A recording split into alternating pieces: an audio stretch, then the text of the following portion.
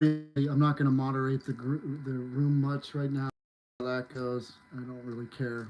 What's um, as much as I've been putting since years of my being homeless and sort of stepping out on faith in service to the Lord, never, and especially after this third time of being in jail, I'm thinking gloves come off. It's time to just be as transparent and honest with the audience as I can be about what has happened to me since 2024. Knowing very well that the powers of the state could use some of the things that I say in here to further paint me as, quote, mentally ill, but they're actually my defense in terms of my going through very spiritual things, which I pray one day will be apparent to others. So I have to take testimony in ways that sound like I'm tooting my own horn, and yet I'm not. That's not the point of doing it. It's just to give a testimony up until this point now, which is April of 2026, as to what has happened in the last couple of years with me.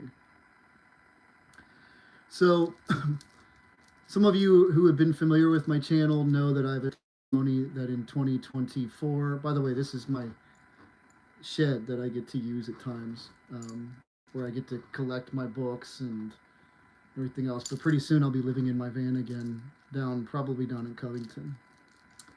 But many of you know that my testimony earlier from 2017, where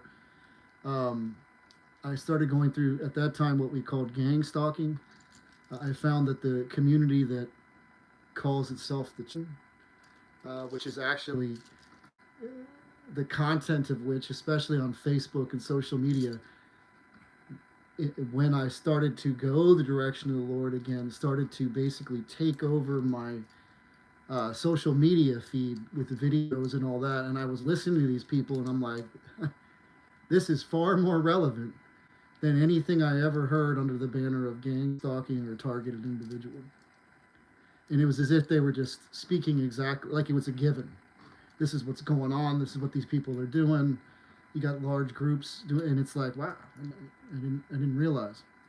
But back then, that's where my testimony. I think it was around 2021. I had started the Jeremiah Cohen channel. I had let it go a little dormant at that time. And I was kind of searching and realizing my parents are aging. I need to make some money.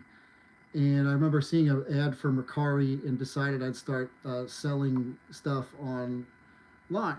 And I started to buy CD collections, used CD collections, and old media. And I started to sell media. It's something that I had done in the past, and I was somewhat.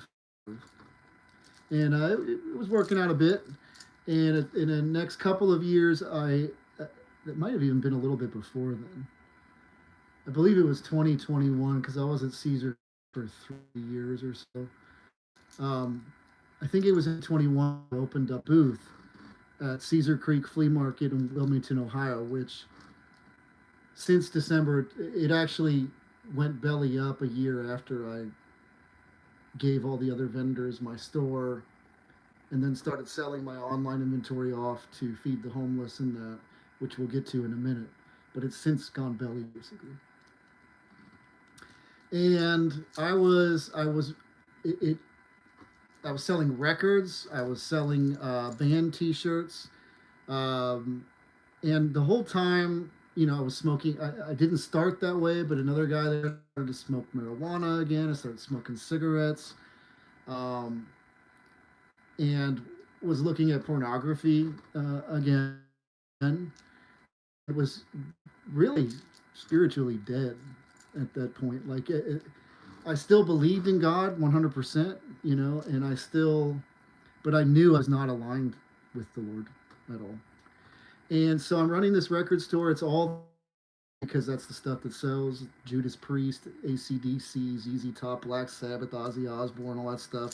All the band T-shirts. Sometimes I'd feel terribly convicted when I'd see like a teenager come in and buy one of my T-shirts, and you could tell it's filled with kinds of Illuminati symbolism, and that would convict me.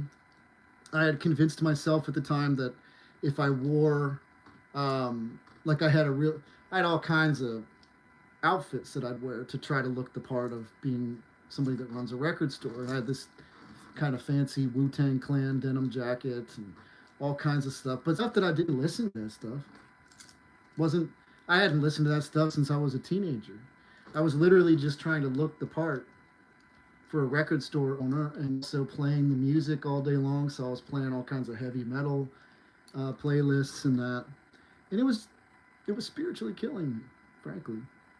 And so I suppose I should start. Many of you know that I've had interaction with the psychiatric community. Each time was a voluntary. I voluntarily submitted myself each to the behest of my father. So the third time I ever went to one, the first two times happened in 2017. The third time I went to a psych ward was after a couple of years being at Caesar Creek flea market and wanting to feel as if God was calling me in a different direction. And context of that day, by the way, each of these um, times when I presented to the psychiatric unit, each time it was a spiritual awakening occurring to where I was inclining towards Jesus Christ, and it was just too weird or too for other people or uncomfortable, and so most people just view these things, even other Christians, when somebody's going through something supernatural or anything like that, will paint it as mentally ill. And so the context was I was convicted. I really felt like I had to change, and I was. Here's the context. I was out in the yard with my mother and father gardening with them. I never gardened. I just went out with them. I wanted to be away from the computer doing something else rather than listening. And this is going to be relevant later, and I can't give you a clear reason why I felt that way. It was as if everything was different that day. And it was as if my father and my mother were speaking to me, looking like Mike Tebby and Marlene Tebby, but as God the Father and Mother Mary. Okay. And one of the things my dad was saying, I'm adopted. He was talking about this little sapling tree that was off in the far corner that was just. And he says, "Oh, I found that little sweet baby in the garbage, and I just had to bring it home and bring it back to life and all of this." And for some reason, I'm connecting it to me. I'm like, it sounds like me. And aside, and it's just something very strange, like the light, everything that day. I can't put words into why I felt that way. It's hard for me to even tell this part of the testimony, but I'm doing it despite the fact in terms of how I know how it sounds, because it's extremely relevant to the path that I've been on since. And they went inside. I'm laying on the bench in the backyard, just looking up at the sky. And in my mind, I was recommitting to Christ. And I'm going to give up this record store and giving my life to you again. And in that moment that I'd rededicated, the sky stopped.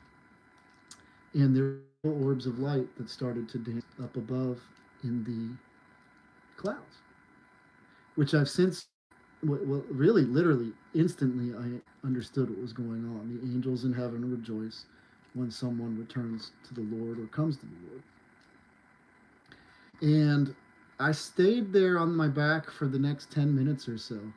And trust me, I was looking hard at the sky, looking for movement. I was like, is this an optical illusion?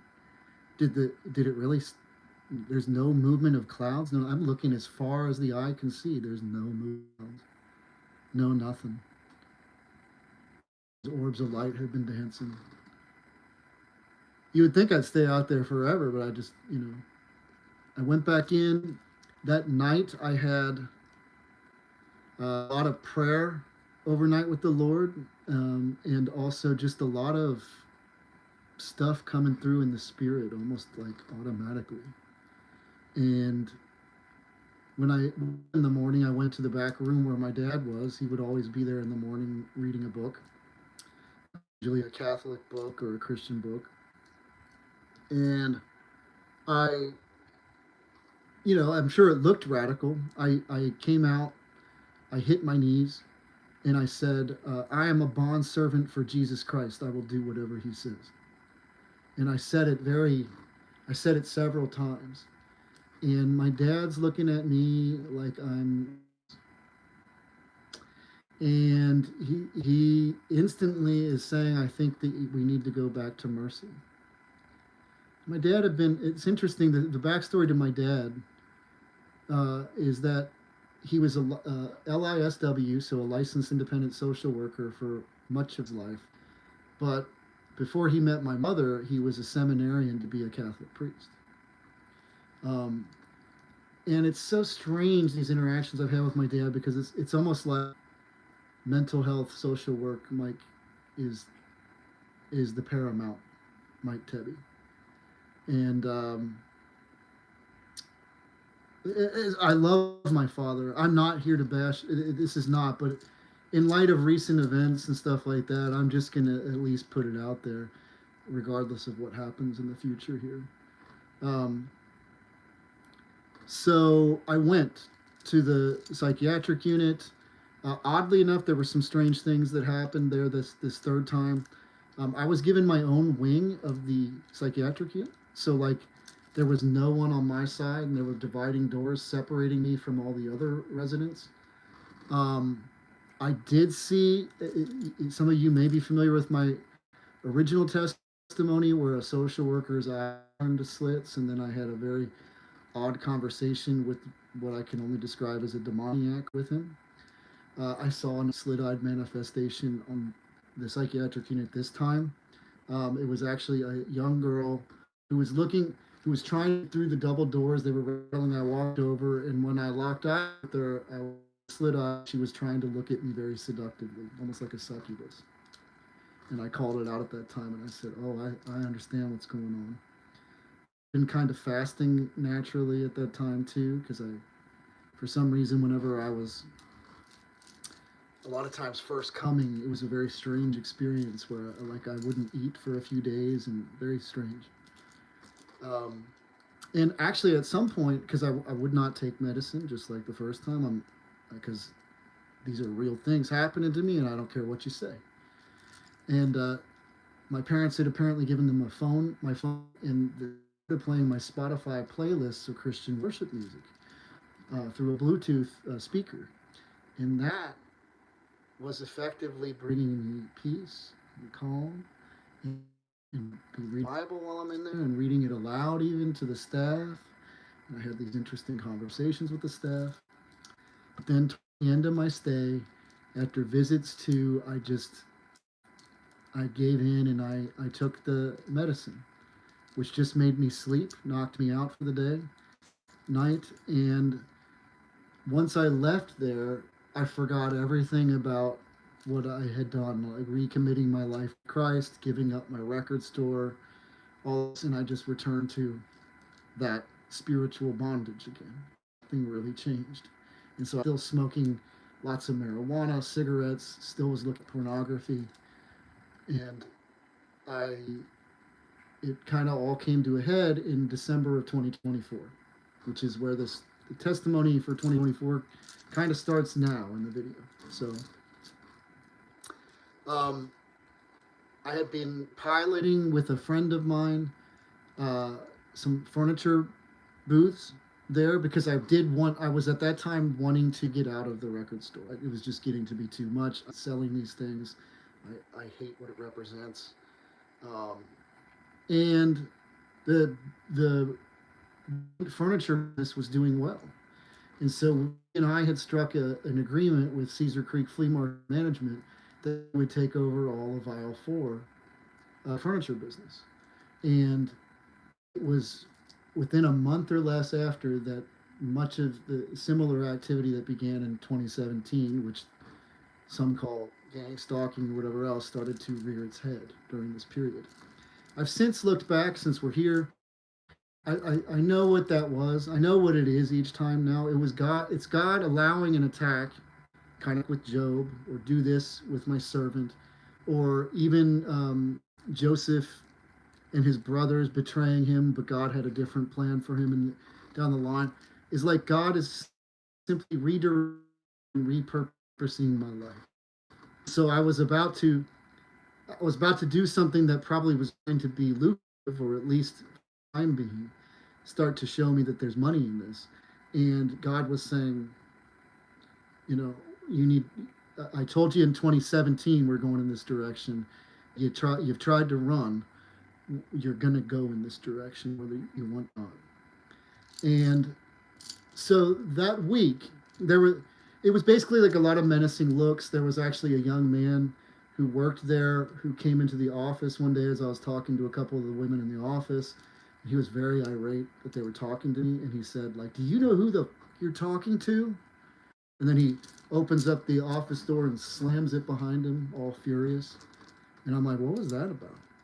And I've been just knowing my buddy who I was about to expand the business with. He was sort of distancing himself and acting real weird around me now too. And I'm just like, whoa, you know. And I went home, and I'm trying to figure out what am I going to do. And I went to go see a pastor at a Church of Christ nearby, who I had talked to before, and I gave him a bit of a confession about my past. I've done a couple of confessions with priests, and we had a very good conversation. He said, "Adam, have you ever thought about just abiding at the foot of the cross and never leaving again?" And he also brought up, "Adam, do you listen?" Well, but the two things, the listening thing has become a theme that the Lord keeps putting in my face. I've gotten a lot better with that. And I needed to hear that, don't leave the foot of the cross again. And so then I went home, and during that week, I went to confession with my local priest, and I got together. It took a couple of hours. I gave him my whole life history, basically, all my sin, and a context for like the family that I came from, my natural family, who I met in my 30s, and just some of that you may be familiar with from my original testimony. And then I at some point I went home, and I picked up, that priest had written some of the S3 manual for men. And it's a little booklet that he had written that he gives away to parishioners. And I'm reading it, and it starts out with a little synopsis of the life of St. Augustine, who had given his life, who had been worldly, who had lived a lot in the world, drank, women, all that kind of stuff. I wasn't successful over life. My problem was mostly pornography. Yes, I definitely had sex outside of marriage and all that, but I was more of an isolated sort of, that's how I explored my perversion, as it were, and because that's what it was.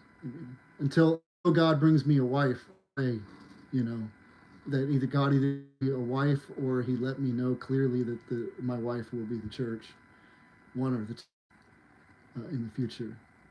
I'm trying to lay it out there to be as honest as I possibly can with you, without giving you all of my confession, because that's between me and the Lord, really. But so I'm reading about St. Augustine, and then in that manual too, there's a bit about a Catholic saint named Saint Pier Giorgio Francesco, who was a mountain climber, and on one of his pictures, he was very robust in his helping of the poor, just very active as a Catholic. And on one of his mountain pictures where he's at the top of a mountain, he wrote in Italian, "Verso al alto," which means ascend to the heights. And that has become a catchphrase for Catholics who want to aspire to really be Christ-like and to really aspire to sainthood. And I look at that, and then I'm reading, I think it's in Matthew chapter 9, the passage about the rich man who wants to follow Jesus, and Jesus, if you want to be perfect, sell everything, give your alms to the poor, and follow me. It aligns with the passages in Luke about, let the dead bury the dead, follow, or 33, sell everything, give it to the needy, follow me, same thing. These things are just clicking. And so I'm out in my garage one night during that week, and I've got a fresh pack of Newports opened, a big bag of marijuana sitting there, and this ongoing pornography addiction. And I'm surrounded with records that I clean. If I'm not buying records and taking them to the store, my life is just trying to make money. It's my whole damn life. And it doesn't, I could never make enough anyway, but it was just, that's the only thing I was focused on, and I was worried about what the heck's going to happen. You know, it was creating so much anxiety in my life. And when during this week, during this time, I had told my folks about what was going on, and my dad wanted me to go to a psychiatric unit again, and I wouldn't do it this time. I knew that this was the Lord calling me. I knew, and I just couldn't do it this time. And he told me that he said, I do. If you won't go, I disown you as a son. That is so alien, Father, and it hurt to the bone. And then I went back to my room, tearful. And as I'm laying there, I say a very sincere prayer, which kind of aligns with Psalm 27. You know, when your father and your mother forsake you, the Lord will come. And I said, God, it looks like I don't have a father. Would you, God the Father, would you be my father? And Mother Mary, would you be? Because my mother had been, I love my mother, don't get me wrong, but she had been developing dementia quite a bit, and wasn't quite the mother I knew either. Everything was just falling apart. And I'll real quickly say it's kind of like that day I talked about early on, where about a year or two prior, I had gone to the psychiatric unit.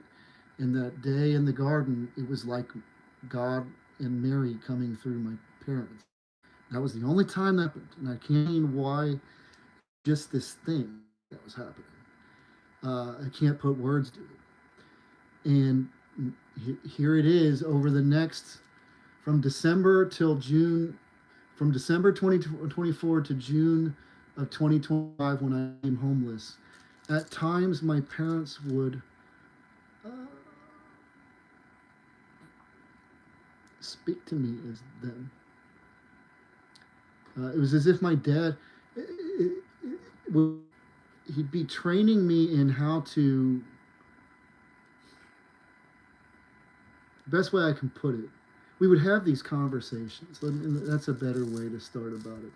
Have you ever thought about being a deacon, Adam? That's what, on social media, I posted about being a deacon. I remember saying to my mother and father one night, I said, I've read the lives of the saints, and like I talked about St. Padre Pio and that, and I said, even though I find I can kind of read between the lines, I've never quite read at all anything quite like what I've been going through. And my mom just sort of, just very casually smiling, just pats me on my shoulders while she's walking to the kitchen, and she said, it's the book of Adam. Now, that's not a wow moment or anything like that, but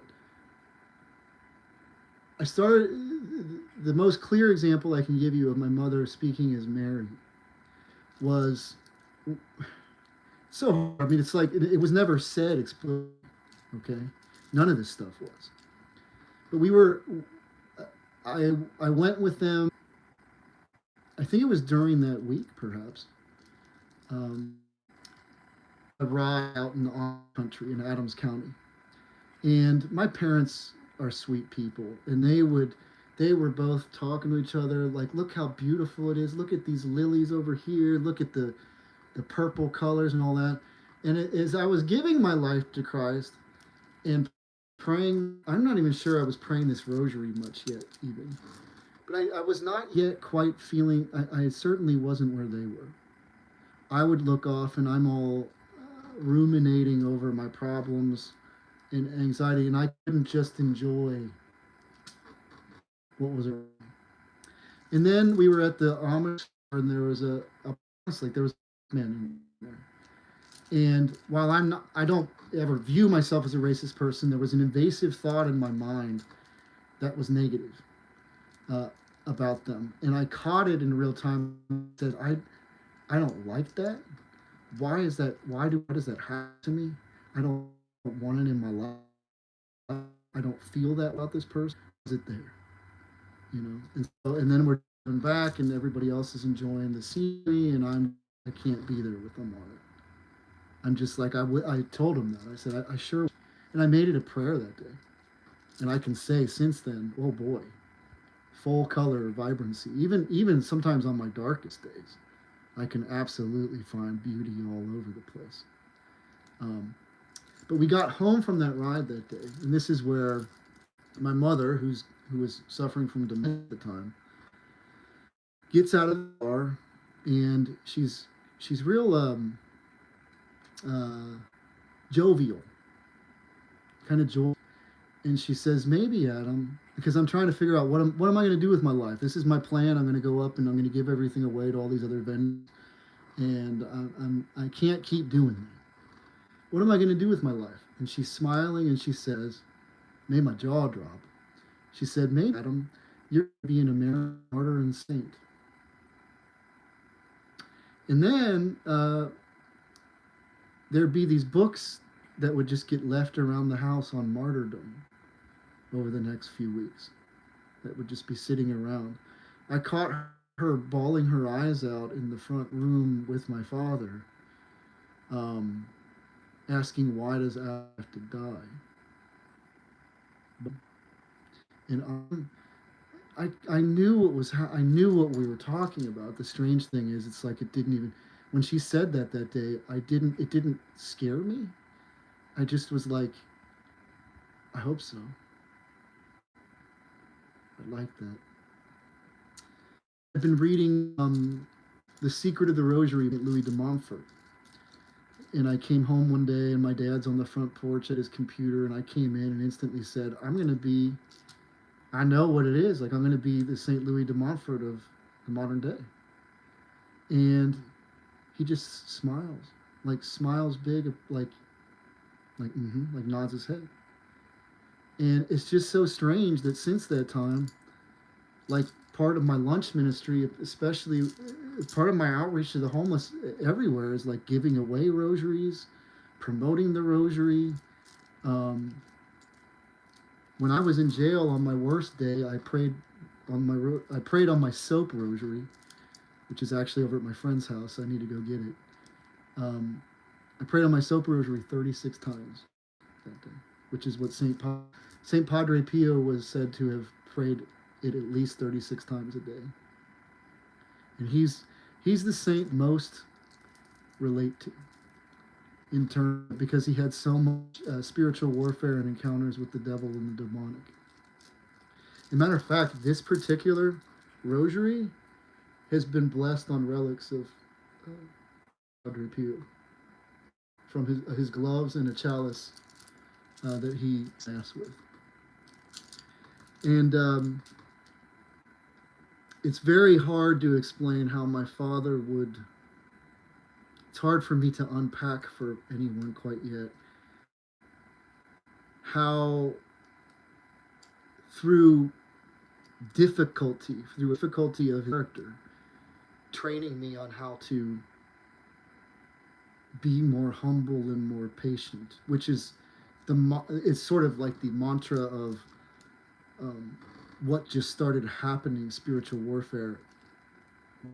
But I'm getting ahead of myself. For the months after, it's like every day was spiritual warfare or insights from the heavens on steroids. And it still is like that. I mean, literally every day of my life, you may as well say, "Adam, are you different today?" Like, yep, I'm different today again. It's like I'm always waking up having learned something new again. But get back to what happened there. So my mother came out as I'm surrounded by these records, And I had just recently said a very sincere prayer of repentance, to where I said, I got, in 2017, I gave you the worst of my sins and you took them. The worst ones that were plaguing me, they were taken care of. But like then I wanted to keep some. And I said, God, I don't want any more. It's happening again. I don't, obviously, I know you're the answer. And last time I didn't do it right. I didn't go all the way, right? I don't want anything between you and I. I don't want anything to be between us, because I know that sin is a barrier between me and my relationship with you. And so I say that prayer, and it was, I believe, the next day. I'm out there, and I continued to smoke a bowl that night, a couple bowls. It was, I'd already, for years, it didn't really do much for me other than just make me sleepy and less engaged with the world. So I was ready anyway, but it was like, this is all coming to a head. And my mom came out the next day. I'm surrounded by these records, and I say, it starts with the pack of Newports that I just opened. And I said, Mom, will you throw these away for me? And she said, sure, smiling, just real matter of fact. Threw them away. I never went through any withdrawal, ever. I a cigarette since. It was the day after. I can't, it's not like I kept a notebook of all this. I didn't realize the significance of it all exactly at the time. That I gave her the bag of marijuana. Mom, same way. She came out. I was out there like this too, because I think over the next couple of days I wasn't really smoking it much, and I just would eyeball it when I get a smoke it, and I just be like, and so she took. I had just spent pretty good money on that, threw it away. I never wanted it again. Never have smoked any pot since. I'm pretty sure I'm never going to smoke it again in my life. I don't want to make any promises, but I'm like 99.99999% that I would never smoke marijuana again, never smoke a cigarette again. It's a pretty sure bet. But I don't want to make any like swears or promises, because any man can stumble and sin. Like pride's a bad problem for people. So I'm trying to stay humble in that. But it's those two things listed. And then never looked at pornography again. You know, have I given into masturbation at times since? I always dance around that word. I have. For the first 6 months after, nothing at all. I was absolutely. And then it started to creep in a little bit, and that's pretty much like as an occasional sin on particularly stressful periods or farewell with the devil. And just stuff that you guys, if you've ever gone, what we talk about on the channel, like I mean, there's no better, I don't know what better word to use for it. We all know what we mean when we're talking about gang stalking. It's the days we're living in, guys. It's God's, it means that you're chosen by the Lord. It means that you're the Lord's, and that the days that we're living, everything demon and all these people are, on the wrong path. Like it's a spirit in them that reacts to you. That's what we're talking about. So, but it's been occasional sin compared to what it was before. It's like occasional, and I actually think I shored that up in this last jail time, where I was for about a month in a cell where they had a camera up in the corner, and in that regard, it kept me completely honest. And I failed when they moved me from that cell the first night, and then after that I did it again. But it hurt. I separated the Lord, and I'm asking, why did I, like, it's like, I knew it was because the camera wasn't there, and I thought, but then again, it's like, normally I don't do this at all. So like, why did I have to do that? Just because it's like I was rewarding myself for all this intense work that I've been going through with all the other prisoners while I'm there. But also, it's like, why am I on good behavior for guards that I know or necessarily even respect? Can't even know. I'm on good behavior for them. But then, while the Lord's watch at all times, there's the camera of the Lord's always there, and I don't respect that. And I feel like that is absolutely going to be something that keeps me honest going forward. I burn either for a wife or for my wife, the church, one of the two. When I get tempted like that, it's going to become my prayer where I say, Lord, He knows I have prayers out there for a wife.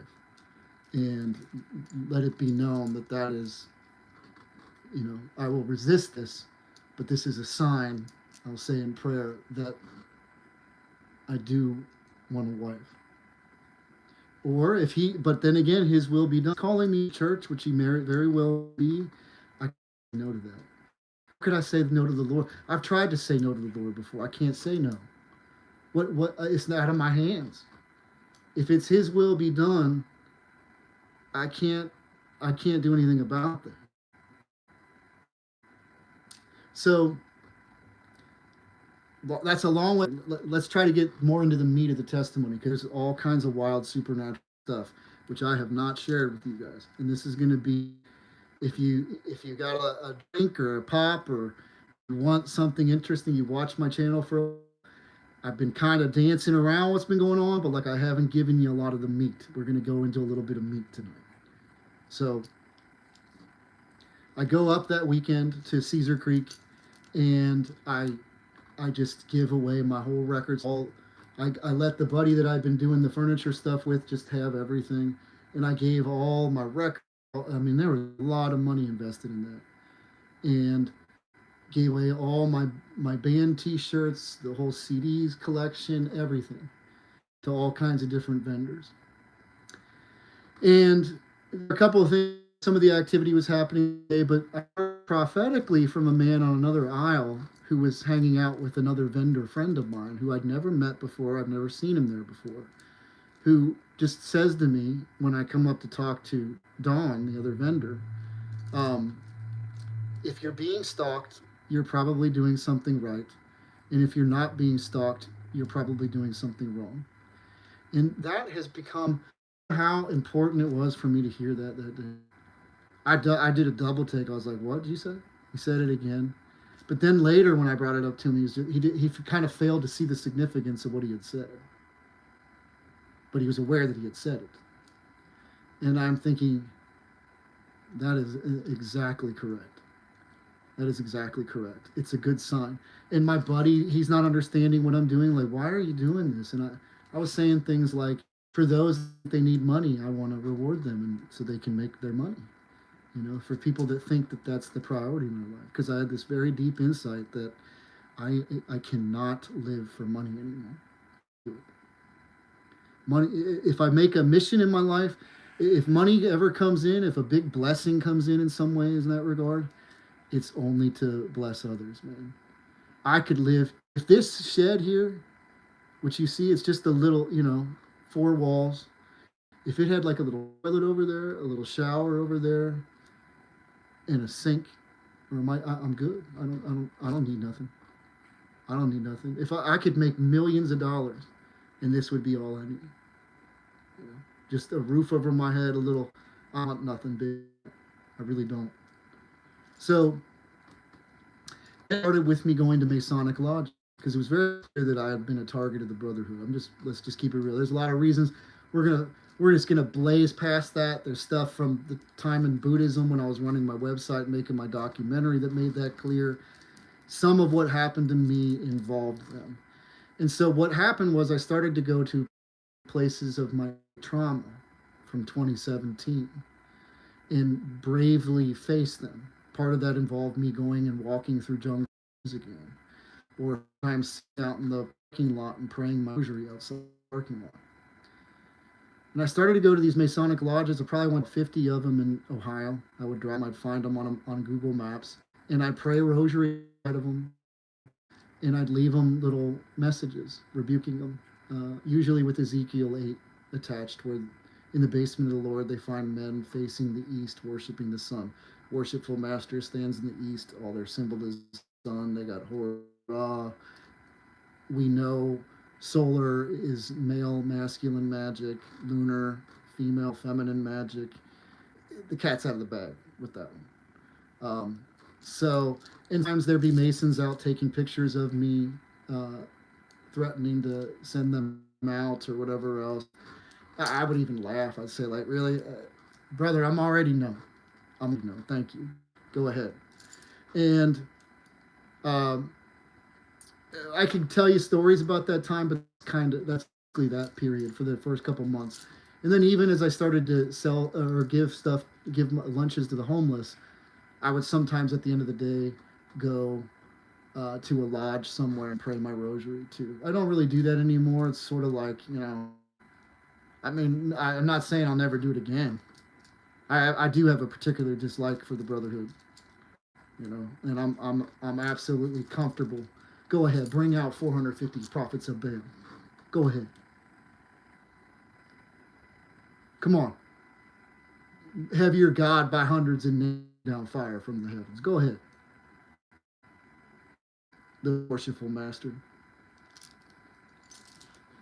So I say that too because I was threatened at the courthouse in Georgetown, Ohio, by a guy with a third-degree ring who heard me preaching on my bullhorn about the Brotherhood that's right across the street from the courthouse, because they're often right by the courthouse or adjacent to the government seats in most counties throughout Ohio, and I'm presuming throughout most of the country actually. And he threatened. He came over. What were you saying about the Masons? I was preaching again, and then he stopped me. He's like, showed me his ring, told me 32nd degree, and he said, one thing I do know. He's like, don't the Freemasons. And then I got back in my bullhorn. I was like, have I ever been afraid of a Freemason? And he's an old man. He starts running across the street, gets back in his nice luxury car, right in front of the courthouse, drives off. He's probably attached to the courthouse itself. According to John Salza, a former third-degree Freemason Catholic whistleblower, when he came out of law school, he was invited to join the Brotherhood. He did because he was told that the judges, the prosecutors, the attorneys are all on a square, mostly, and that it would be for his career. So that's that. Then I started using money that from selling off my online inventory to go feed the homeless, and I'd make these brown bag lunches, and then I'd go pick up some lunches from a place here in the area in Georgetown, Ohio, that it's a thrift store that would give brown bag lunches to people, and they'd make me 10 or 20 lunches, and I'd make 20 or so lunches each day, and I'd go downtown Cincinnati and drive around, find us where they were, and I'd kind of reach out, the window, and I'd give them a rosary with it and a little book on how to pray the rosary, and I did that probably a couple of months, and really fell in love with that. I really felt I started to have, man, we could talk about that too. Like, absolutely, at some point, I was noticing I'm interacting with angels at times. Like, the homeless are literally angels, or the Lord Himself, actually. And just sometimes the would say, or the strange prophetic alignments and coincidences that are not coincidences, but just the movement of the Spirit of the Lord, to where you just keep hearing the same thing over and over again through them, and you're like, this is not by chance. I can give you examples of that in a bit. But it was at that time too. Every time I would stop on my way home, I particularly like Raising Cane's chicken, and I would stop there in Eastgate, Ohio, which is actually right by Jungle Jim's, where testimony begins. If nobody ever knew where my talking began in 2017, it was Eastgate, Ohio, at Jungle Jim's. I always was about this because I don't want everybody too much. Hey, brother, the cat's out of the bag, man. And if you go in there, Jim dresses up as a wizard, and he's got price magic in every aisle. He's got a helicopter that lands on the top and it aligns with. I hear they like to go watch my original testimony if it's published out there. Maybe I'll unprivatize them in my scheme at some point. But I was noticing whenever I ordered a meal, they'd put an extra piece of chicken in. I'd always eat it there in the thing, and I'm like, this is a very controlled thing. Like, they only have, like, it's a 3, 4, 5, or 6 piece. Like, this isn't an accident. And I'm thinking, so one day I generally got a 4 piece, and they give me a 5 piece. And so I'm like, since I want a 4 piece, I'm just going to start ordering a 3 piece and save some money. And I'm going to test to see if this keeps happening. Sure enough, every time 3 pieces, there were 4 pieces. And I was just, now it didn't happen every time. It happened. I was thinking about this probably 7 or 8 out of 10 times. The majority of the time, this kept happening, and there was this strange knowing interaction a lot of times, in the stuff, like where they'd be smiling, more friendly than normal with me, almost like a wink wink. I also started to get free. That was around the time where I would get free coffees. Sometimes when I would get rewarded, it was on days where I went through an awful lot spiritually, to where it was just like, ooh, that was a day. And it was almost like the Lord saying, it's a way that the Lord's communicated with me. So it started happening with coffees. I went into a UDA one day and filled up a coffee, went to the counter, and she said, "Is that it?" Yeah. She was like, "Don't worry about it." And I'm like, "Okay." So first of all, I'm a coffee lover. I always buy them at convenience stores. I have literally never had that happen in my life. And so I'm like, that's weird. It started happening the next few days at different speedway in different places. What is going on? And sometimes they would say, "Bless you," or "God bless you." And as a matter of fact, it happened most recently when I got out of jail. I went to Speedway in the area near this part of town. And I literally was even saying, because I feel like as if what I just went through was horrific. And I was like, I don't expect anything, God, but like if you do just the coffee thing today, it would just let me know that left, that And I went in, filled it up, went to the thing. The girl was like, "Is that it?" She was like, "Oh." And I literally did a double take. And I was like, "Really?" And I was like, "God bless." And she smiled. And I left, and I'm like, just thinking, like, thank you. I needed that, and now I needed that. I needed to hear that, feel that, to know that. And so that's kind of like the context, and it just kept happening for those next 6 months. I don't eat using canes anymore because I don't have money to go eat that kind of stuff these days. But um, I even tested it at a different location, a different part of town, on a very difficult day, and on that day I got blessed with 6 pieces on a 3 piece, and I literally was like laughing and also praying, please don't give me 6 pieces, because if you do that every time, I'm going to get fat. It's too much. I just need, don't give me that much. So, which is interesting too, because my parents had come to Cedar Creek Flea Market with me the day that I gave everything away, kind of as a support. I wasn't quite sure of what's going on yet. And I remember that we went out to eat afterwards, and my mother got this huge helping of food that, like, all at the table were like, "Oh my God, what is that?" And she's just laughing, everybody. And it also, that happened again at a local restaurant in Georgetown, Ohio, when we went out to eat a few months later. Like all these double portions and all that. It was pretty absurd, actually. And I'm looking back on that. I'm like, that's interesting. Perhaps my mother and my father tapped into a little secret. It's all around us. Maybe heaven's always been here. I don't want to explore that too deeply.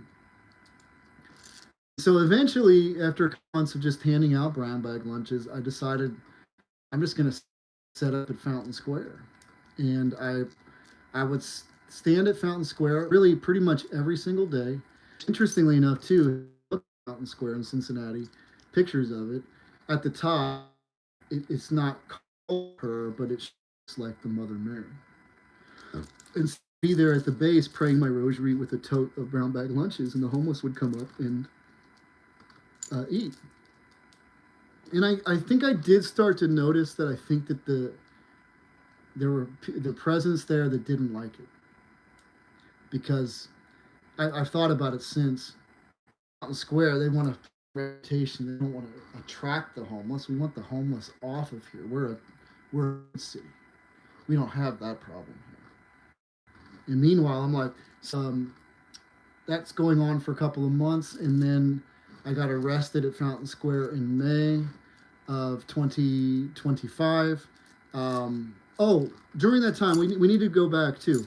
My family at the time too hosted three homeless families or three homeless people who we put up in our guest room, who I would sometimes find on the street. I'd call home and say, "Can we put them in the guest room?"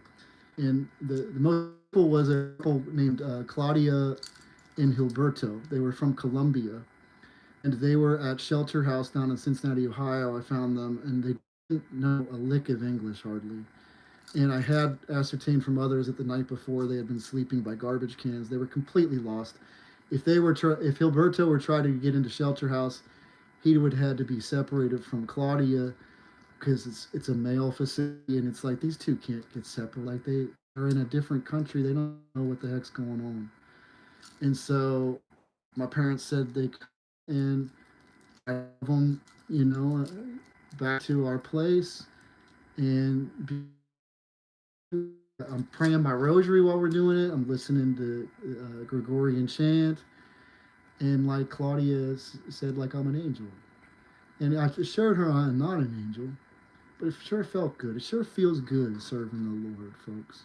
Encourage everybody else out there who's doing fake Christianity. God bless you. I'm just going to call it what it is. Fake, squeeze in a little charity, if you squeeze any charity at all, where it's all heady theology stuff. When you start getting out there into the nuts and bolts of doing it, oh boy, watch out. You get, that's not the goal, really. Like I just get to enjoy. I get to enjoy serving other people. What Christ gets when people look at him lovingly. So I get to be Christ in proxy. I'm not Jesus. Trust that. You know I know that. But what I mean is I get to experience what it's like for someone to look at you with such eyes of admiration and appreciation. And you're literally, because think about it, guys. I mean, we're because others who've been true Christians in the world. That's why we're Christian. I mean, we may have supernatural experiences that brought us to the Lord, but oftentimes it's these other Christians that throughout our life were such soul people that put their lamp up on a hill that when it came time where everything fell apart, we went to Jesus because we had seen Jesus through them and we knew their fruit, right? So I got disappointed with my church at that time because, we spent several days together. I got Gilberto a haircut, which really changed his attitude. Boy, something nice you can do for the homeless if you've never thought to. Pick up somebody and say, hey, you want to get a haircut today? You want to go to the bar? Or you want to go to the hairdresser? It really just changes when a haircut is a big deal for a person. We all know that when we walk out of when we feel like a different person. And got medicine that he needed. And then they needed for this leg of their journey to get to Washington, D.C., which is where Claudia's family was, and they were going to live. And I wanted to take them to my church anyway because I wanted to introduce them to my priest. Because I thought, this is great. Like, I want them to know a little bit about what we're doing. My priest had no time for them. Like, you could say it's because he's busy and he has like 5 parishes and all that, but he had no time for them. He was really rushing out. I tried my best to introduce him to them outside of church on the side doors. And he says, I am so sorry, I've got to run off. And it was very embarrassing. And then he kind of handed us off to his secretary, where I'm thinking to myself, did you think I really wasn't even trying to get you to do anything necessarily, but you thought automatically I'm introducing you to this homeless couple from Colombia and we're looking for a handout? I was literally just trying to introduce them to you as a leader of the faith in the church that I belong to. And so he hands it off to a secretary who doesn't meet with us for about 15 minutes later. All 3 of us are waiting out in the cold. It's very frigid cold. And I could see that her and some other women were now up in the rectory just hanging out up there. Like, when we're just sitting down there at the bottom And I'm like, what is going on? Like, why am number one? I chump change here always.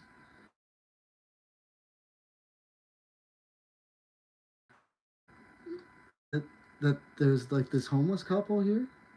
I heard later that one of the parishioners commented were to my parents, were they illegal? Oh, that was not my. All I knew is that these two lovely people had were from a different country who didn't know anything about my country, who had slept the night before near garbage cans and who were completely lost and didn't know what the next step of their life was even. That's all I saw. I was I don't I fail to remember the time where Jesus was asking people for legal papers or saying like, I would help you, but like, are you a criminal? If you were a criminal ever, I can't cure your leprosy. I can't do anything like that. So I went up. I went up and knocked with them, and they opened the door, and they gave us only at that point a piece of paper with like three numbers to call for help. And I'm still like, I wasn't really here for that. I mean, the implication is kind of that. Number one, I'm not really here for that. But number two, failure of letter of James. Something in your, and if you have it in your stead, you're supposed to give it to them as a Christian. And the problem with the Catholic Church today, in the United States anyway, and also many churches throughout the country of other denominations, is that we tell people go here at this day of the week at this hour to a homeless person who generally has no car, no ability to get around, nothing else. They need it today. Meanwhile, they say go here for food, and half of these churches have collection with canned goods and food for St. Vincent de Paul in their church, and it never dawns on them to go grab some and give it to the person who's asking for them at the door. I've seen that happen. I've seen it happen on numerous occasions in my Catholic church. It happened at Mother of God Church down in Covington, Kentucky, where I had to drive people from Shelter House over to their church. And I told the priest one day afterwards, these people are, do you have anything for them? And he said, there's no resources at all really for them there. And meanwhile, I had been walking through the church, all these bags of canned goods and foods and all this stuff. And I'm like, what do you mean? I didn't say it, but I'm thinking, yeah, you do. You have at least that. But it's as if we're just like phoning in a performance. Am I being too harsh? I don't think I'm being too harsh. I think my tone's perfectly appropriate for the weirdness that I have encountered since entering the Catholic Church, and since it's the rosary, and so many of the people that I have met, like the Franciscan nuns down there, who are absolute salt of the earth. Franciscan shouldn't be an order of the Catholic Church. It should be a default of the Catholic Church to be Franciscan, to have your disposition to the poor and the needy and the downtrodden, not some subsect of something that we vocationally get to. That's what a Franciscan is, what it is to be a Christian, straight up. And whenever I met these nuns, they always were just glowing. They run a free store down in Covington, Kentucky. They talk about food, baby formulas, diapers, free clothing, free furniture to the local community. And they're open every day.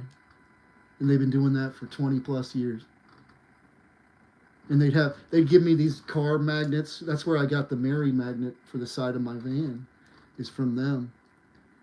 Pray for our priests, to Our Lady of Fatima. But if it were for the priests, 9 out of 10 priests out of the church a long time ago. If it were just going off of the parishioner level priests, who are usually gone immediately, or who get in conversation with one parishioner at the back of mass, and just that's what happens. You'd be shaking everybody's hands, saying, and then maybe if you know what you're doing, you should probably say to these people that want to have a side conversation, listen, after I greet everybody and say goodbye and let them know, we can talk in the park afterwards. But I've seen too many times where it's like they just get caught up in this conversation, and if you say anything or talk to them, you can't at all, because they're sucked into conversation with someone else. And then The priests are, they call it a priest shortage, but it's really manufactured. But most priests have two parishes that they run. And so they're running away mostly because they have no time. They're literally so busy that they're running from this church to the next, or to a school that they have to be at, or whatever else. It's just, and meanwhile, I say it's manufactured, a priest crisis in the Catholic Church, is because we are overlooking many candidates who may have a back. And the church, and a lot of churches are doing this these days. I'm telling you, there's literally only one ruler in all of creation here, the little g God on earth, who is obsessed with your past and who you were. Jesus is someone who brings new life to people and is focused on the new creation. And that is what God's church was historically about as well. We have gotten really carried away with trying to offer people unrealistic, polished people. Actually, what we're doing is creating a priesthood, a priest class of people who are largely out of touch with the parishes that they're serving sometimes, who don't understand necessarily even some of these really rough backgrounds that people come from. And that's probably why the modern Catholic Church is starting to look very middle to upper white class. We're in just a very specific type of person. We're not necessarily, look, we're good with missions work. Oh, go to Africa, you'll see the growth of the Catholic Church in some of these third world countries. But when you're here in the United States, it's mostly really nice churches surrounded by really wealthy suburbs. Not all, but a lot of places in America where I have literally seen at the Cathedral Basilica in Covington, where I was doing lunches after Fountain Square, where people will walk out on Sunday right past the homeless people, and you can tell they've got that giddy excitement, like they're going to go on a group outing to Bob Evans or something, and they just don't even pay them no attention. Probably in their mind, I just put 10 or 20 bucks in the St. Vincent de Paul collection. I just did my charity. That's charity. That's just throwing little cream off the top of all your money at something and pretending like you did. Real charity is like rolling up your sleeves and getting out there and doing the work. Missions work doesn't need more money. It needs more people that are willing to put boots to the ground and start walking, being soldiers for Christ, and going out there and ministering to people. But most people don't know what that means. They'd be scared. I've met a lot of Christians that have said to me when I've invited them to come help the homeless with me, to hand out the food, but I don't have a testimony. What do you mean you don't have a testimony?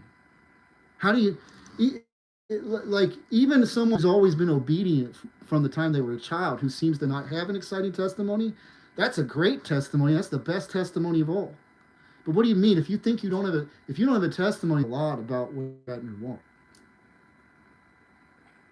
with the Lord. It says you don't know. You're not really on a walk with the Lord, actually. So I say these things like I'm up two things. I just said the nuns are like, whoa, oh. There have been times where I wondered, am I Catholic? When all of a sudden their faces pop up in my mind, I'm like, that's why I'm Catholic. The Mother Teresa's of the world, right? My church has the good and the bad, just like everywhere. We have that. The devil's in the church. Am I saying explicitly? Well, I would say that these are traits of the devil. Bureaucracy and red tape and back checking and all this ostracizes the homeless and even people who are called from serving. I'm in a position because of a record that I had from when I was 19 years old, where I don't even bother volunteering in the Catholic Church with their charities, because there's a background check and then all kinds of seminars you got to go through just to get on the line to scoop food into a dish for homeless at places like Parish Kitchen down in just to get me. When I go to the Baptists or more like the God keeps putting in face all the time. They're always just rolling up their sleeves. There ain't no litmus test. There ain't no checking nothing. There's nothing. It's just like, oh, you want to be another body that helps the homeless? Come on, let's do this. None of this overly cautious, overly deactivate our faith type of stuff. More just like, let's go out and like, let's show them the love of Christ and the Holy Spirit. And that's why a lot of Catholic outreaches are very elderly. I have noticed this. They're older and they're middle to upper class white people. I've gone to some of their soup kitchens. I'm glad that we have soup kitchens, but like, where's my fellow homeless on the line? We've got really carried away with who men and women were, or the negative aspects of what we see them as in the world, and we're not at all as Christians looking at who they are today, or even the potential of who they would be. And let me make a very important point on this as well. When you strip someone of their ability within the church's name to volunteer and to do outreach, you are stripping them of one of what it is to be Christian. You can't do that. I've said this before, in the church, Paul and Moses would be barred. It would literally say on their background check, Moses, you murdered a guy in Egypt. You beat a guy to death. I'm sorry. You're not qualified to be a priest. Moses, brother of Aaron and Miriam. The Levitical priesthood, Aaron's rod, would not literally be able to be a priest in the Catholic Church today without like a tremendous amount of discernment and all from the hierarchy. Paul too. Paul is the equivalent of guys we saw on the news. If you really want to compare it to the modern day, that you see on the, I mean, that's literally persecuting God's people and killing. And on the road to Damascus, Paul, what are you doing? What do you mean? What am I doing? You're killing my people, Paul. Oh. But see, Jesus saw him. Jesus had a purpose for him. The current church, though, isn't set up. Everything's kind of dry, at least in the United States, kind of dry, bureaucratic, red tapey. Got to have a lot of times for the sins of the devil in the church, paying the price, everyone now has to be punished. It's like the devil is in the details at all corners of this thing. I got sidetracked there, though. This is supposed to be about my testimony, but hey, we're hopping all over the place. I hope you can see that I'm a changed man. And that hey, jail, that didn't break me. Nothing breaks me. I'm stronger. I only grow every time. You can't break me, devil. All his little minions right now on the days that we're living, you can't break me. It's not I refuse even. It's like he who is in me refuses to allow you to break me. And so I every time I have more stripped from me, realize I have more strength than I ever. It's like there's more strength now all of a sudden. I have been molded into something that is foreign to me. Years back, I am not. That's how I know that Christ is in me, because I am an absolute new creation. And I love it. I love him, despite the fact that some of these powers that be and people are always trying to question my sanity. Nothing that I've said here is crazy. Everything that I've said here is exactly what we're called to be as Christians, as Catholics. I'm Catholic despite the fact that my own church doesn't really accept me. But that's not, do you know that that's not uncommon? A lot of people that come on these comments sometimes inserting anti-Catholic stuff. I kind of get it. But at the same time, I'm surprised maybe I am Franciscan. Because one of the nuns put, in my nose, like she printed out the biography of St. Francis of Assisi, which I'd never read, notes that she had put in. This was the Mother Superior at the time. She's since retired, and there's another young one who's now the superior. Really insightful notes. And I realized just how much I have in common with St. Francis of Assisi and what it is that I'm daring to try to do, actually, even right now. The church he was trying to reform at the time looks a lot like the church that I'm looking at today in one help, and especially over here, where it was very avarice ridden and very wealthy. Um, he came to present his order to the Pope at the time, and the Pope rejected his proposal, thought he was wacky. And then the Pope had a dream that there was a man holding up church around, and it was St. Francis, and he called him back the night and approved the Franciscan order. God works in ways, not to mention the fact that it was his father that disowned him, St. Francis. And everybody would have thought of St. Francis is crazy. He even talked to animals. I have something that happened in my testimony where my cat did things I can't explain, which caused me to go. Maybe we'll talk about that here tonight. Yeah, we'll talk about that. We'll talk about it right now. I don't care what these things sound like. So my cat had been very strange with me, towards especially the closer I got to homelessness. A lot more clingy. Sometimes would hop down under the bed and just sort of look like wounded, almost like I've looked back and I'm like, I think my cat knew that we were going to be separated. But I also had known. Now, I don't know how else to put it. I'm just going to say exactly what happened that night. There was a girl that I liked a lot at Jungle Gyms who I had been kind of seeing. And a witch, I figured since. I mean, there's a lot of evidence there that demonstrates that she's a witch. And I do believe she was involved in my targeting, as a matter of fact. But I started to get this strange sense that, because he was just different, he was more clingy, and I know that witches use altars, animals, especially black cat. That's why the black cat is associated with witchcraft. And I'm like, he's just acting like not himself. He was always a clingy cat, but he was being more clingy and affectionate than ever before. And it was like morning, and he's been doing it all night, and I was like, he hopped down from the bed, and I'm looking at him, just being straight up honest with you guys. It is what it is. I know how it sounds. I know 100% how it sounds. And I said, am I supposed to go see her? I'm withholding her name. Am I supposed to go see her?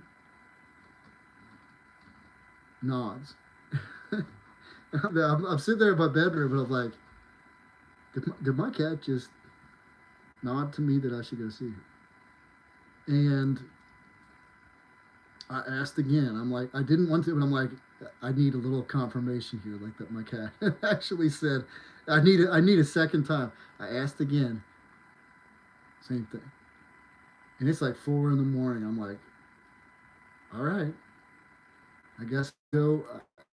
I don't know what I'm doing. It was right around the holidays, and I'm thinking, honestly, at that point, I'm starting to think, why is this a thing? And I'm thinking, is she okay? Sometimes the holidays are difficult, depression, or maybe a loved one was lost. I was going through all these things. I'm like, maybe there's a reason I'm going. And I drive. It's an hour away. I get there about 5 a.m. And then I'm walking around the driveway, and I'm like, I don't even know why. What am I doing here? And I don't know what to do. And I hop up on she has a sign, a little wooden sitting on a table on the front porch that says, solicitors will be sacrificed to my gods, with all kinds of witchcraft and occult symbols on it. She's a witch. And so I started with, and I know she has like these dark windows, and she sits in her front room, in a dark room, depressed a lot. I remember she was a sweet woman, but and I didn't see that side until after things happened to me. And I just grabbed the sign and I get through it. I'm like, you're not a witch. I said, and I took it and I threw it way across the street. And then I grabbed my rosary, which, I have the matching rosary here. Here, I'll show it to you. So my mother, at the beginning of this journey, gave me two of these and everything else in it. I have not defined the other one since the night that at any rate, I prayed the rosary on her door, and I'm saying, I don't know why I'm here. Are you okay? Blah, blah, blah. And then I put the rosary, the other matching one, on her doorknob. And then as soon as I'm praying the rosary, threes are always the thing. But three cops show up. And I'm telling them, they're asking me why I'm there. Two of them are sympathetic. The other one is very antagonistic. Because I'm saying, do you guys believe in this at all? Like, I felt like the Holy Spirit was leading me here tonight. I just wanted to make sure she was all right. This is someone that I knew. And two of the cops were, oddly enough, they understood. They got it. The other guy who went to the door, and I could only see her. It's the only time I've seen her since, and I couldn't see her that night. Like, she was in darkness. It was dark out. I couldn't see her. And I yelled, "I love you," as they're pulling me away. But he came back and said, "She's not seen you. She doesn't know why you're here, and she's not seen you in 10 years. She's asking that you leave." Now, the problem would have been 7 years. And 10 was this number that, from the very beginning, on the psychiatric unit even, the first time and the second time, I was being sensitized to. It was very. And so 10 is almost like a trigger to me. And I was like, that's strange because I've not seen her in 7 years. So why would she say 10? Because I know very well that it started in 2017. And this is like January of 2025. So right after the holidays. And he gave me the rosary and said she doesn't want this. And I put it on my seat, my passenger seat. I've looked high and mighty. I've never found it. And honest to God, I have the strange suspicion, because I've heard. Let me just leave it at that. I don't want to put too much. You can read lines of what I'm thinking. Okay. I've heard plant stories of roses supernaturally, like, appearing and disappearing and being found in places later where they were intended to be. Wonder. So I went back two other. When I left there that night, this is dark out still, and I'm back on the highway. A van pulls up next to the guy driving, and he looks over at me and goes, "Good job." And I'm like, "What the heck is going on?" And it's a little bit later, and a few days later, I just thought, you know what? Because I'm a determined person. And I went down, I wrote just a little note with my number on it, and I left it on her table there. The sign was not back, by the way. On the table there, and I just said, I just came here because I was making sure you're all right. You don't owe me nothing. It's all good. But, like, if you want to talk or whatever, here's my number, etc. I went to go grab a bite to eat. I came back to try to see if it was still there on the thing. I just wanted to see. And a car waiting across the street in her house. And I'm like, what is going on? And so I go up the next block, I turn, and all of a sudden there's 3 cops behind me. And now this guy pulls me over, we get to talking, I'm telling him about her, why I'm there. I said that she's kind of a victim of trauma from the past, and he's kind of like, he knows that. And then he's like, he's he's dancing this line with me between like terse and sympathy towards me because I'm crying, and I just for the life of me I can't understand this. It's like I mean no ill will. I don't want literally. It, I'm not even looking for necessarily anything. If you tell me to my face to just go away, I'll be gone. Don't worry about it. But I don't know what's going on here. And talking about how the Lord has led me here and all that, and then he starts to bring up, you've been institutionalized before. Like, are you telling me that you hear the voice of God and all this? And I'm just like, boy. And they let me go, and I go. Did go with one third time, and it's funny how the threes are here. I went a third time with a women's devotional Bible, some kind of women's journal, and a love letter. Actually, that ever since I met you, I've never been able to forget you. And I left it on her door. In that time, nothing happened. I had. Here's another weird thing, okay, that had happened during that period. Ever since 2017, all evidence of her was gone from the internet. Kind of like a lot of times these women that had entered my life in my 30s had just like, they just ghost. They're ghosted, gone. They don't exist anymore. And there were a couple, she had an Instagram, and then there was another site where she advertises some of her professional services. And they had, at times through the years, because I don't know, it just, there was something about her. Um, I, uh, I that week after or so, but before I left the Bibles, had Googled her again, and all of a sudden I can see her Instagram account, this website. First time in 7 years, I can see her face. I found that very strange because I at different times looked over the years and could never find her or find evidence. And then all of a sudden, after all this happens, immediately it just shows up right there at the top of the searches. It's very weird. And I actually reached out to her on there, and it was like the response that I got was almost demonic, where it was not the person I knew. That it literally, that's what compelled me to go down there and to be bold, and despite the fact that she said, I might have to file charges or something if you did this again. And I thought, this just I literally felt like I was talking to someone that wasn't even her, frankly. It was so over the top. And I did that. And I didn't contact her again. I think I responded, this is not the person. And I don't know why you would have such ill will toward me.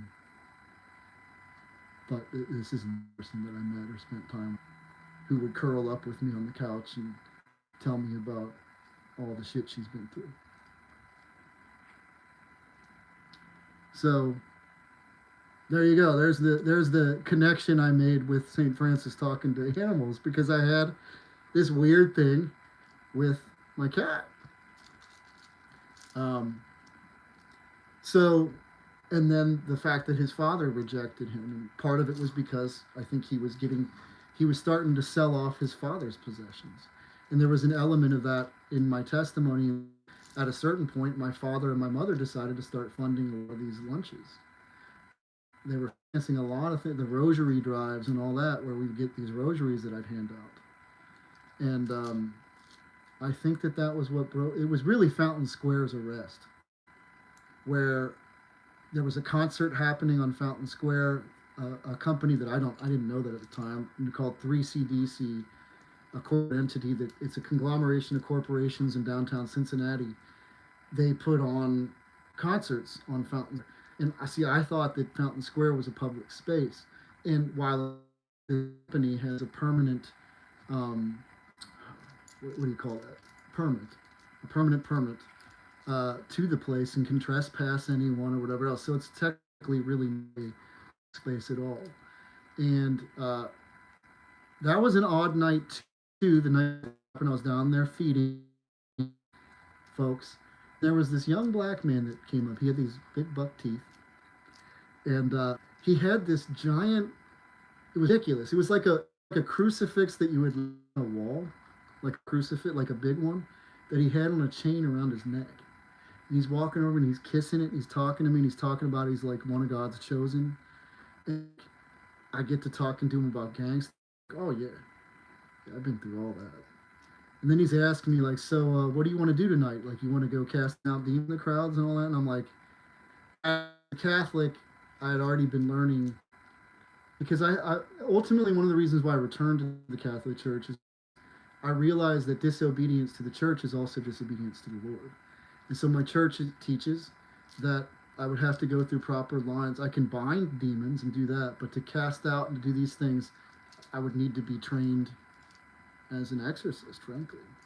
And while some of you out there may hear that and say, I just, on faith, obey that. And so, but I do bind demons and I place them at the cross in prayer and that kind of thing. And Lord, you decide what to do with me in the end. So, but I've not been, because you start playing with that a bit much. I mean, we're living in a dark time where, according to the Catholic Church, it is taking, for decades now, the exorcists of the Catholic Church have noticed that it is taking an extraordinary amount of time to exorcise people, whereas it used to go quickly. Some of these exorcisms are now taking, 7-8 months to complete, to really remove all the influence. There's something that has happened in the culture, in the world, something where there is a very strong hold, probably that people haven't really exited their life of sin. Because there's so much in our modern culture that is constantly sucking people back in that it's hard for them to ever sever themselves from the demonic. So, but it was just a very interesting. I met that a couple other times. The homeless, he came in the line too. It's very interesting. But that night he left, and there's this girl standing in the crowd. Her back's to me, and I noticed she's got all these Egyptian deity tattoos on her back. Young black, their boyfriend, standing there talking, drinking some beers. Spirit of the Lord just compelled me to walk over and say something. Now, again, I had no idea that this was not a public space or anything else. And I said, excuse me, man. And she turned around and I said, I just wanted to inform you that my God defeated all of your gods in the book of Exodus, if you're ever interested in reading. And she's already getting offended. And she says, first of all, I believe in Jesus. And she's got, look, man, I'm sorry, you have to be, look, I've had all kinds of people say I didn't do this right. It's like, listen, the Holy Spirit in me was just like, her breasts were hanging out, like big time. And I said, that's funny, because if you believed in Jesus, you would do what he says, and like you're dressed immodestly. You're just off everything. That was offensive. Her boyfriend was getting offended, and I just sort of said, listen, I came over, I felt like I needed to say these things, I'm going to leave you be. I went back over and went back by my lunches to go do that again. And then a cop and the organizer, who had all kinds of, it was a woman with all kinds of occult tattoos down her arms, were telling me I had to leave. And I said, well, why do I leave?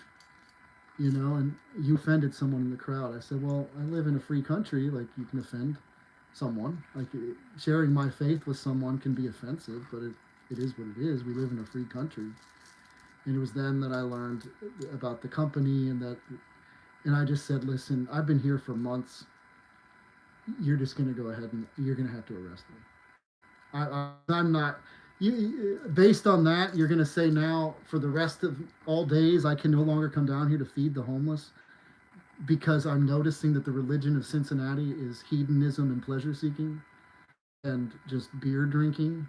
And that, because I'm in my mind thinking, I all day serve a population that you try to shoo off when these events happen, where the bad use of public space to a good use of public space is looseness and drinking and partying and just pleasure.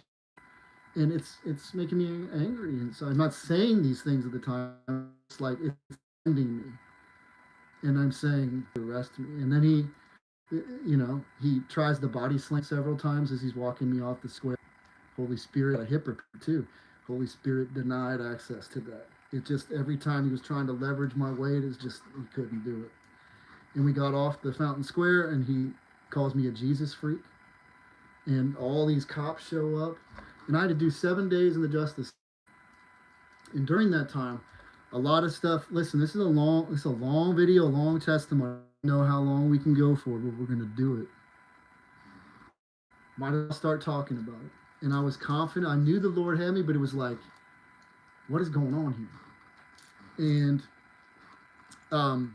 in context, too, I often would go to the Scottish Rite Freemason Temple downtown Cincinnati, which is attached to the Taft Theater, where they have all the entertainment in town. And Taft was a Freemason too, so it's like I even had a conversation with the guy on Fountain Square one day who worked on one of the movies where several stars had come into town, and they had gone to visit the Masonic Temple while they were there.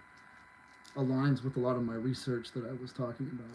They had to go there to do some, I don't know, some good old boy brother stuff. I can't remember the name of I can't at the time remember the name of it was one of the movies that was filmed here in Cincinnati though. And he works in the movie industry, the guy that I was talking to, camera work and that kind of stuff. But he was a Christian, and he was feeding the homeless as well, and just wanted to talk to me. It's an interesting conversation. At any rate, horrific experience. And this is what started the rift between me and my family. To where I obviously was a problem. There's another upload I just put up. So something uploaded to my channel, like an hour-long video. Hopefully you guys are finding these things interesting. This is far more interesting than my first testimony. I tell you, I haven't even gotten into some of the juice of some of the supernatural stuff. I mean, the blessings and that's supernatural, but like, there's a man named Cliff I met, homeless guy, which we're just foreshadowing that I lived with for about a month in the hills of Fort Wright as a homeless person in tents, who showed and did supernatural things for me, and he still echoes in my mind, and he's a real person on earth. And actually there's another man who works with the homeless in a professional capacity, who we have him as a friend in common, and he too had some supernatural encounters with him. That's foreshadowing for a little later if you want to hang out and hear this, or hopefully I'll get to it and I don't bounce around too much. But it was like immediately I was told by this social worker that came to talk to me at the Justice Center that like they have plastic rosaries in the office, which is attached to the pod, and she'll get one for me right away. It took 3 days. I kept town, and every time I'd see her, I'd knock on the window, and to the point where she looked like she was like just totally guilt-ridden as to why she kept avoiding. And finally, I got a nurse who was walking through the pod. I explained the situation. She's like, "Is that all you need?" And she's like, "I'll go get you one right now." And she literally walked down the stairs, walked out of the pod, came back like in a couple of minutes, and she brought me a Bible, because I've been asking for that too. She brought me a Bible and a plastic rosary with instructions on how to pray the rosary on a little pamphlet. And I didn't need that, but I put the picture of Mary in the window for myself to look at. That was odd. I ate something extremely questionable while I was there. There was a guard, let's first, praying that plastic rosary one night. There was a male guard that walked by who, in a very feminine sounding voice, said through my door, "Is Jesus going to save you?" He was anytime I'd ask him for toilet paper, he'd pretend like he'd get it for me, and I didn't get toilet paper till days in. Days in. He would just gaslight me. He wouldn't do anything. that he said. None of the guards did. They just walked by. There was an old man in the cell next to me that was pulled out with poop stains at the back of his thing that I had heard the nurse and a CO making fun of the day before when they opened his door.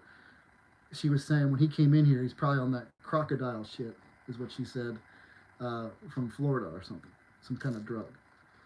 And he was an old man, somebody's grandfather, and they pulled out all these styrofoam food trays, 10 or 11 of them, which probably had been attracting bugs.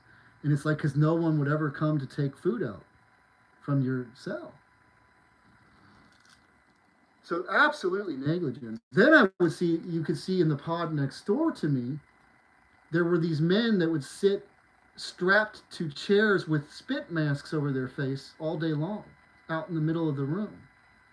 Honestly, I had to ask other prisoners, and they're like, "Oh yeah, those are spit masks for guys that are difficult." Because I thought like it was like some sort of Guantanamo Bay torture facility or something. To be quite honest, that's what it reminded me of. I remember seeing a guy being wheeled in there, knocked out, unconscious when they put him in there in the middle of the night one night, and they just strap him and put that on his head, and they just leave him. He's out there for days. Like a nurse came the next day, took vitals, they walk away. I'm like, what kind of nurses are these people? These are ghoulish nurses. Just coming in, taking vital signs of men that are being abused. When I first arrived there were two, because for some reason from Fountain Square, they put me in the psychiatric wing of the Justice Center in downtown Cincinnati. And there's two young guards that are excited. They're about to run in the pod. There's a guy that's been cutting himself, and we're going to go in there and shoot him up with rubber bullets and get this under control. And I'm like, after what I saw, especially when I was in there too, it's like, you are the problem. All of you are the problem, and this place is the problem.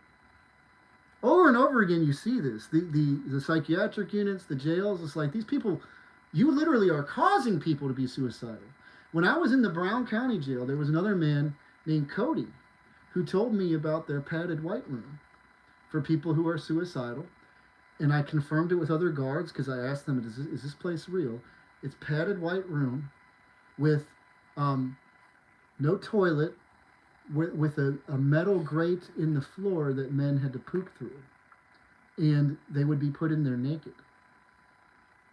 He was in there naked. They brought another man in at the same time later who he had to share the cell with. Two men naked in a cell that would share a grate that they pooped through because they had expressed to jail staff that they were suicidal.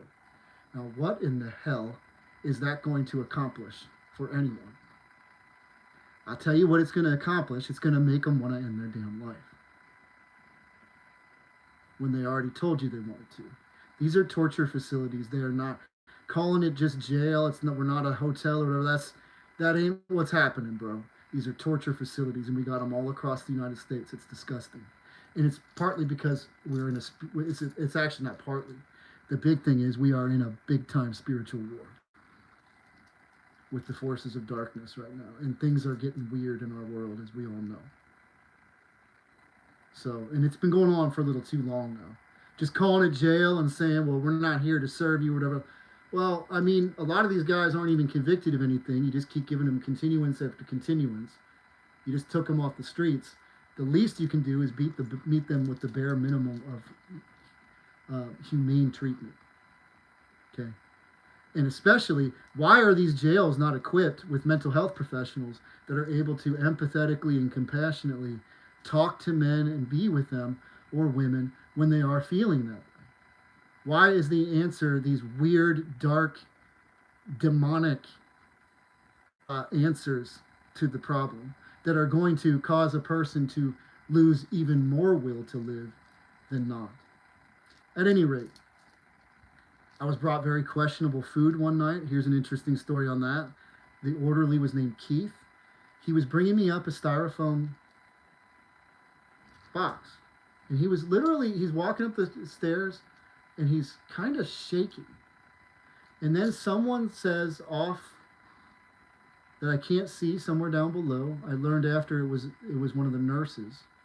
And if you're familiar with my testimony, I have this.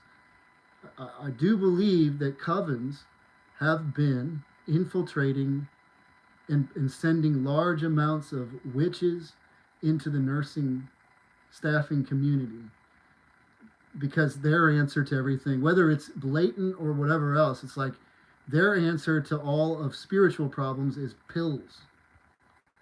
At any rate, they have a different tray for me. And he comes back up with a guard. There's a CO and him. They're both holding the tray on both ends. And they can't make eye contact with me and they're acting real weird. And they hand this tray in through and I'm like, I have nothing to worry about. It's like freshly chopped vegetables and admittedly, a little thing of meat that I couldn't identify. I don't know what it was. I think it was dog or cat food. Okay, so I took a couple of bites and I thought, it's not ideal, but I'm hungry and I need to eat it. A couple of bites in though, I was like, I can't do it. I don't know what the hell this is. And I put it back out through the thing. Because one of the other porters, John, presented it as like, this is a really good tray right here. I said to John the next day, I said, I forgive you, brother. He was like, he got offended. But then he said, for what? And I was like, for that tray you brought me last night. And he looked real convicted. John later told me, he's like, hey man, if you ever do a lawsuit or something, come find me. Because I could tell you so many stories about some of the things that I've seen in here, man. He's like, because my first insight, and I found that over and over again, if you need something in a jail, ask the porters. Ask those who are, the trustees of the jail, porters, the guys like that. They're going to get you more done than a guard ever would. Mostly. 9 times out of 10. And so from that point on, he and I had a better understanding and respect. He was telling me he is a Christian and all that. I feel looking back like he was forced to do that, actually. I never saw Keith on the pod again. What happened after that was Keith went downstairs. He walks up to the nurse with her nurse cart, and I see it and I hear it. He points right in her face and he says, F you. And then he walks out, mad. He did not want to give me that tray. And then that same guard at different times would say to me things like patience. Patience has been a mantra that I hear from people. Listen, I'm going through persecution, but it's allowed by the Lord. And like there's this undercurrent to like, that's what I'm trying to get at is like through all this difficulty, it's this molding and training that's occurring. In the book, the Wisdom of Ben Sirah, it says, which is a book that's missing from your Protestant Bibles, unless you have the Apocrypha in there. It's an excellent proverb. It's longer than Proverbs, and it's so awesome. But it talks about in humiliation.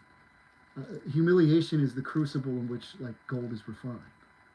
It's the test, and it brings up that word humiliation several times. And that has absolutely been a theme of my refinement. Is just going through all kinds of humiliation in this process. So, oh boy, how do we, I'm getting so meaty that it's like, do I have the gas to even get you to Cliff? So anyway, because it's hard to, we're going to have to unpack it though. I might as well just kind of try to see this through. I wish I could go over there and boil up some coffee, but I don't want to disturb what we're doing here because that would help me get through. But let's see if I can get through. So after that, all these extended family members came in from out of town. My sister comes home from out of town. And it's like, I had already heard that my sister was like very angry with me with what happened at Fountain Square. By the way, fast forward, several months later, all charges dropped. But by then, my life had already been ruined. I was already a homeless person by then. My family turned on me. I'm a problem. You said you shouldn't have said what you said. You would have. Actually, I've heard that several times. No, I said exactly what it should have been said at the time. Just like Penn Jillette said, like if I think that if I don't tell you this, and if I think if you're going to go to hell on the path that you're on, out of love, I tell you the truth. Okay? You may not like the truth. You may not like what I have to tell you. But I'm still going to, because I respect you enough as a person and because I love you enough as a person, I'm going to say some things that may offend you, but are hopefully for the betterment of your person. If I don't care about you, I don't, whatever, I say nothing. I'm just like, oh, they got all kinds of Horus tattoos and all that. Whatever. That's what the coward Christian does. In my book. I don't want to be a coward. I lived a coward most of my life. You know, ever since this path and journey started in 2024, coward Adam left. Boldness of the Lord showed up, and that's what I do everywhere I go. Now the Lord's ironing out parts of me to make it a little more palatable for people who can't quite handle some of the rebukes that I bring, especially in the church too. I'm trying to figure out, like, how do I? So many of these priests are so fragile. You can't say anything at all. Like, you just have to be, excuse me, and then nothing happens too. It's like we could. The context of that is what happened with Kevin at the Cathedral Basilica of the Assumption, where it didn't matter how I said anything. It's like our rule is going to be paramount. It's like your rule discriminates against the homeless. And I didn't see you applying it to the wealthy people that come into your church with bags, because I sat there for months afterwards watching them go in. And I would never see them getting turned away. But for some reason, with the 56-year-old lifelong crack addict named Kevin, who I was trying to bring to the Lord, who had not gotten a lick of sleep at the shelter the night before, when the nuns gave him all his bags to go into to have his belongings in, you rejected him from the church. Gotcha. Meanwhile, I see John Ifford of Covington Archdiocese going in with his briefcase on a Saturday for a wedding ceremony, and I yell, "Oh, you can go in with the bag." Because I'm thinking to myself, I'm like, well, what if it has a gun? What if it has a knife? Because that was the argument, is that he might have a weapon. It's like, obviously, since he left when you told him to, he wasn't a threat. Sillies. That's when you should have called him back and be like, well, obviously you're all right. Go on in, sir. But no, they just don't. They don't want. We're not a homeless shelter, brother. Then what is the temple of God, where Jesus is meeting the lepers out front or making the paralytic walk again? That's exactly what God's house is supposed to be for. In fact, it is really not for you avarice-ridden, better than, looking down upon those who have nothing. You see? It's why I come off as threatening to people. This is too much, Adam. It's like, brother, I can't contain it sometimes because you're tone deaf. You're deaf. You're deaf. It doesn't matter what I say. Doesn't matter. I bring up the letter of James. I tell you how if you give preferential treatment to the wealthy man and say to the poor man, sit over here, or in this case, go and leave, you have failed what God has called us to do. If you don't live by Matthew 25, which is whatever you have done for the least of these among us, you have done for me, and whatever you have not done for the least of those among us, you have not done for me, you have failed to do what Christ has called us to do. And that is not good enough for my Catholic Church. Oh, that's too much. Iffert didn't like my tone, he said. He came over, that was the first time he ever came over after that wedding service, and he introduced himself, and I'm like, yeah, I'd been out there for months and months, scratching my head, wondering, like, why none of these men, the priest across, who's the assistant director to the seminarians too, why none of these men ever have come over to roll up their sleeves and do what I do with me, or they always just, I'm like the plague to them or something. And I'm handing out rosaries, just talk. It's because they're doing a $6 million renovation on the facade of the church without. It's so ironic as I'd sit there and look at it, because it's like it's appearances, right? You need to be upgrading the interior life of this cathedral. It's a beautiful place. Oh, it's so gorgeous inside. I love that cathedral. I don't like the interior life of what I saw. And it scares the crap out of me. And I pray that one day Father Ryan and I can hug it out one day. But it scares the crap out of me that that man's the assistant director to seminarians. When all of this just went in one ear and out the other.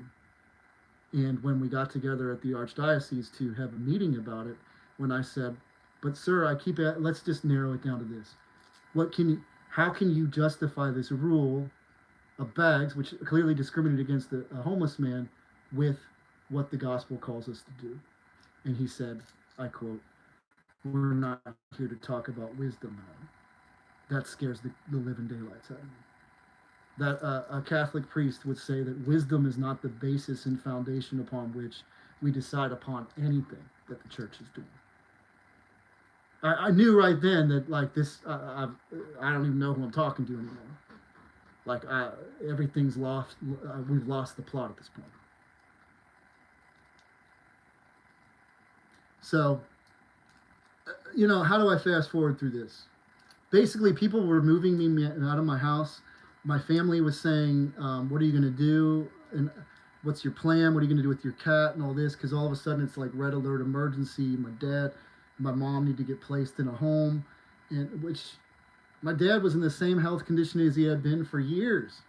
It's just all of a sudden, I think it was outside family members that were saying, Adam, because he had told me that a family member had called concerned that one of her friends saw me in front of a Masonic lodge, and this is concerning to them on my bullhorn. Interestingly enough, this family member that had called and said that to my dad, I know through the social media of watching her husband's profile, is absolutely a freebase. He's a musician who constantly throws up the one-eye symbolism. In fact, I've seen him on stage with other guys doing backup music with Shriner hats on.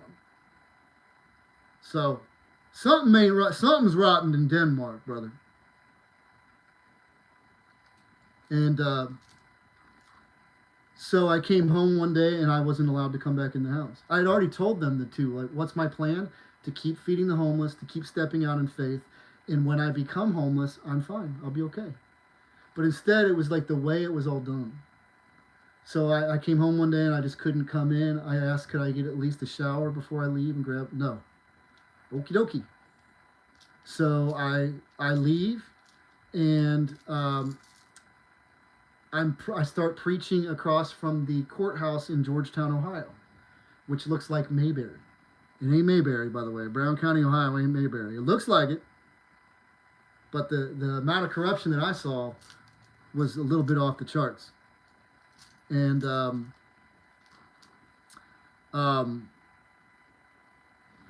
when it came time for me to go to court, all of a sudden an officer comes up and says, he hands me some papers. He's smiling. He's very polite, respectful towards me, almost admiring of what I've been doing on the corner. And he says, I have to serve these to you.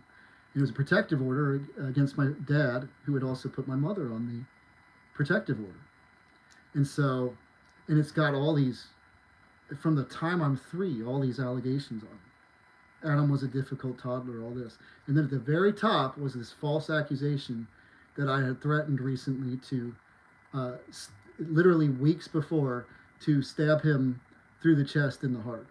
No history. It was different. It was in a different pen from everything else that was nice and orderly, that had no history of threats or any violence, and then that. And when I went to court, they cleared all that off. His lawyer came out and said, your father is prepared to remove all of this. We'll just blank it out. And then I said, okay, that's fine, under one stipulation, that my mother, who has been calling me and does not want to be on this protective order, she does not want to be on it and she needs to be removed. He went back, talked to my dad, that's fine. There was a mix-up. It wasn't no mix-up in the courts. At one of the hearings, the judge, the prosecutor, and my defense attorney all said that my mother is on the protective order, and then the next hearing, they all said she was not. That she's not on that. So they were doing something weird in the courts, but I digress. And I just said, okay, good. So we removed my mother. It all got blanked out, and I'm like, fine. Because listen, I'm homeless. I don't got no money. I don't have a lawyer. Whatever. What am I going to do? Fight everything that may or may not have ever happened in my life, to where it's like it was like down to like Adam smokes marijuana. No, I don't smoke marijuana. I smoked marijuana a lot, like a lot of just stuff in there. And so I left the courthouse that day. I grabbed my bullhorn and I started to preach across the way. And within 10 minutes, a man in a truck, I'm sorry, pulled up to the stop sign and says, "Hey, hey, buddy, don't I know you?" And I said, "No, I don't know you. I'm pretty sure I've never met you." "Yeah, yeah, yeah, you were in jail for stabbing your dad in the neck." Now, in the thing, it said in the chest, but the implication was very clear. Somebody at a store in town, too, had said something. Um, when the original protective order had gone out, I went in as I normally did to that store, and they were absolutely hip to what had happened. It had literally just happened, like that day, and they'd already known. So something ain't right. And then that guy drives to a work site right behind where I'm preaching, gets out, still yelling at me, moons me, thinks it's all funny. And a lot of guys in jail were bringing it up and trying to make it. I had guys down the pod making fun of, like, "Mommy, are you?" I mean, it was so bizarre, and I so hate the devil and the little unclean spirits that operate through his minions. The men, yeah. Honestly, I pray that the hounds of hell hunt you like they've hunted me, for the sake of your soul, to determine whether or not you're going to weed or tear. Right now, you're a tear, you know. So I pray that you have to go through something like I did in order to determine what's the weight of your soul. Have you been measured and weighed? Just based on what I've seen, some of you have some really. The days we're in must be real dark, because some real open doors and real demonic stuff coming through a lot of people these days. So that's the context. And after Fountain Square, I started to feed the homeless at the Cathedral Basilica, the Assumption, which I basically told you about there. During that time, we're just going to throw it all out there. During that time, there was a homeless man named Cliff, who was from Michigan. We got to know each other. I could definitely feel the Holy Spirit, or at least I'm pretty sure. Okay, I told Cliff one night up on the hillside. I said, it was very early on. It might have been the first night he was showing me these things. I said, "You're either an angel of the Lord or you're the devil. One of the two. What you're doing here." But Cliff is someone who has a testimony of having died in Michigan. He was a meth addict. He died of some sort. He was smoking meth that night, and he died on the floor and had a near-death experience, and came back and like was a radically. He spoke different. He was like saying biblical things all the time, like stuff that this guy did know the Bible very well. And he would say things like, "Truly, I tell you." It was very bizarre. And he has, if maybe I'll leave these stories to Cliff one day, if you ever even know who he is. I don't know if you will or not. Who had some very strange things happen up in the heavens when that happened, and his family didn't know what was going on, and they thought he was crazy. And he just sort of got up one day, put on an outfit with no plan, and just started walking. He felt like God was calling him to do that. And he's just started to encounter people on his walk. Somehow he got all the way down to Kentucky. He'd encounter people on his walk who needed prayer, who would sometimes put him up for several days, and there would be these, it was always God encounters with people. And he would drop off food that I would give to the homeless, and we would have these very interesting conversations. Interestingly, too, I got, by the end of it all, Cliff was praying rosary, in fact. He became a devotee of the rosary, and he had me put on my playlist this song that he loved during our first couple of encounters on Spotify, which was actually by Hildegard von Bingen, which is a saint to the Catholic, a canonized saint of the Catholic Church, who was also a doctor and a musician, and a lovely uh, song. And it was only after we started to kind of connect more and everything else that he started to realize, as I'm bringing him closer to the rosary, and he's like exchanging and bringing me closer to the Lord in the way he does it, which we're going to get to. But we both realized that that song that he had loved, that he was listening to all the time, was a Marian devotion that Hildegard had written. And so it was very clear that Mary was in detail. My whole walk started at St. Mary's Church, which is the oldest church in Ohio. So you know. St. Mary's Church in Ohio. And then from Fountain Square, I look up Fountain Square of Kentucky, and the first thing Google gives me is St. Mary's Park in Covington, Kentucky. And I'm like, well, that must be where I'm supposed to be. And that's where I went, and that's where all this stuff with Kevin happened. And it's at the Cathedral Basilica of the Assumption of Mary. She's been in the details the whole time. Okay, so I'm living at this point, I've had problems with I had to do 30 days for trespassing at that Cathedral Basilica for trying to help a man. And Kevin, I've talked about that in other videos before. It was for a failure to appear. I don't want to get bogged down into that. We're going to fast forward to Cliff contacting me one night and saying on a text message, would you like to come up to Mount Sinai tonight? And I'm like, huh? I left that text alone for about a week. At this point, I'm living in the parking lot of the Franciscan nuns, who I live in my van in the parking lot there. And since I'd been gone from the cathedral, the nuns actually stepped in and said, you can do that in front of our place. In fact, let me be real candid with the head Mother Superior at that time. I asked her point blank, one of the popes referred to it as the smoke of Satan in the church. And I said, is what I'm seeing the smoke of Satan in the church? And she said, well, that's as much as I'm going to put that out there. And it's not the current Mother Superior, who has been lovely, Mother Superior Claire, who gave me so much of her time and was more of a priest than the priests that I talked to. Gave me hours of her time talking and listening. And not a single one of these nuns, interestingly enough, who have had their own spiritual warfare stuff, thought anything that I had to say to them was crazy. In fact, it made perfect sense. They had their own stories.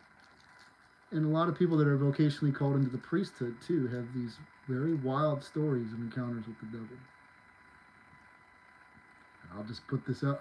I'll throw it out there real quick. I've been called priest a lot of times since this began. In fact, immediately, the first week or so that I had returned back to the church and was at St. Mary's, I left, and there were two men in the parking lot who I went over to introduce myself to.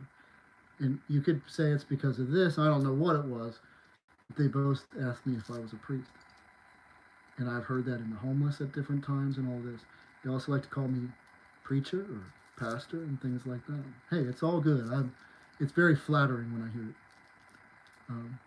And honestly, if that's what God wants from me, as impossible as that seems at the point, but if God opened that door, if He doesn't bring me a wife, and if the first door to open is the church, I'm going into the church. I would know absolutely that's an act of God, and I couldn't. That's the door that was meant to open, and I'd have to go in that door. Have to. Whatever my calling is, it's big. Okay. And the devil wants me to think it's my past, but it's not my past, it's my future that he's scared of. The devil doesn't give a shit about your past sins. Not until you're in Christ, because then you're building a testimony, and you can be a threat to his kingdom. Then he cares about your sins. Otherwise, he's playing dead possum. He's hoping you never notice that he's even there. That's the devil's game. He doesn't want to ever know. I'm not even sure how I end this when I'm ready to end it. We haven't even gotten into, I guess I press the X and it'll stop.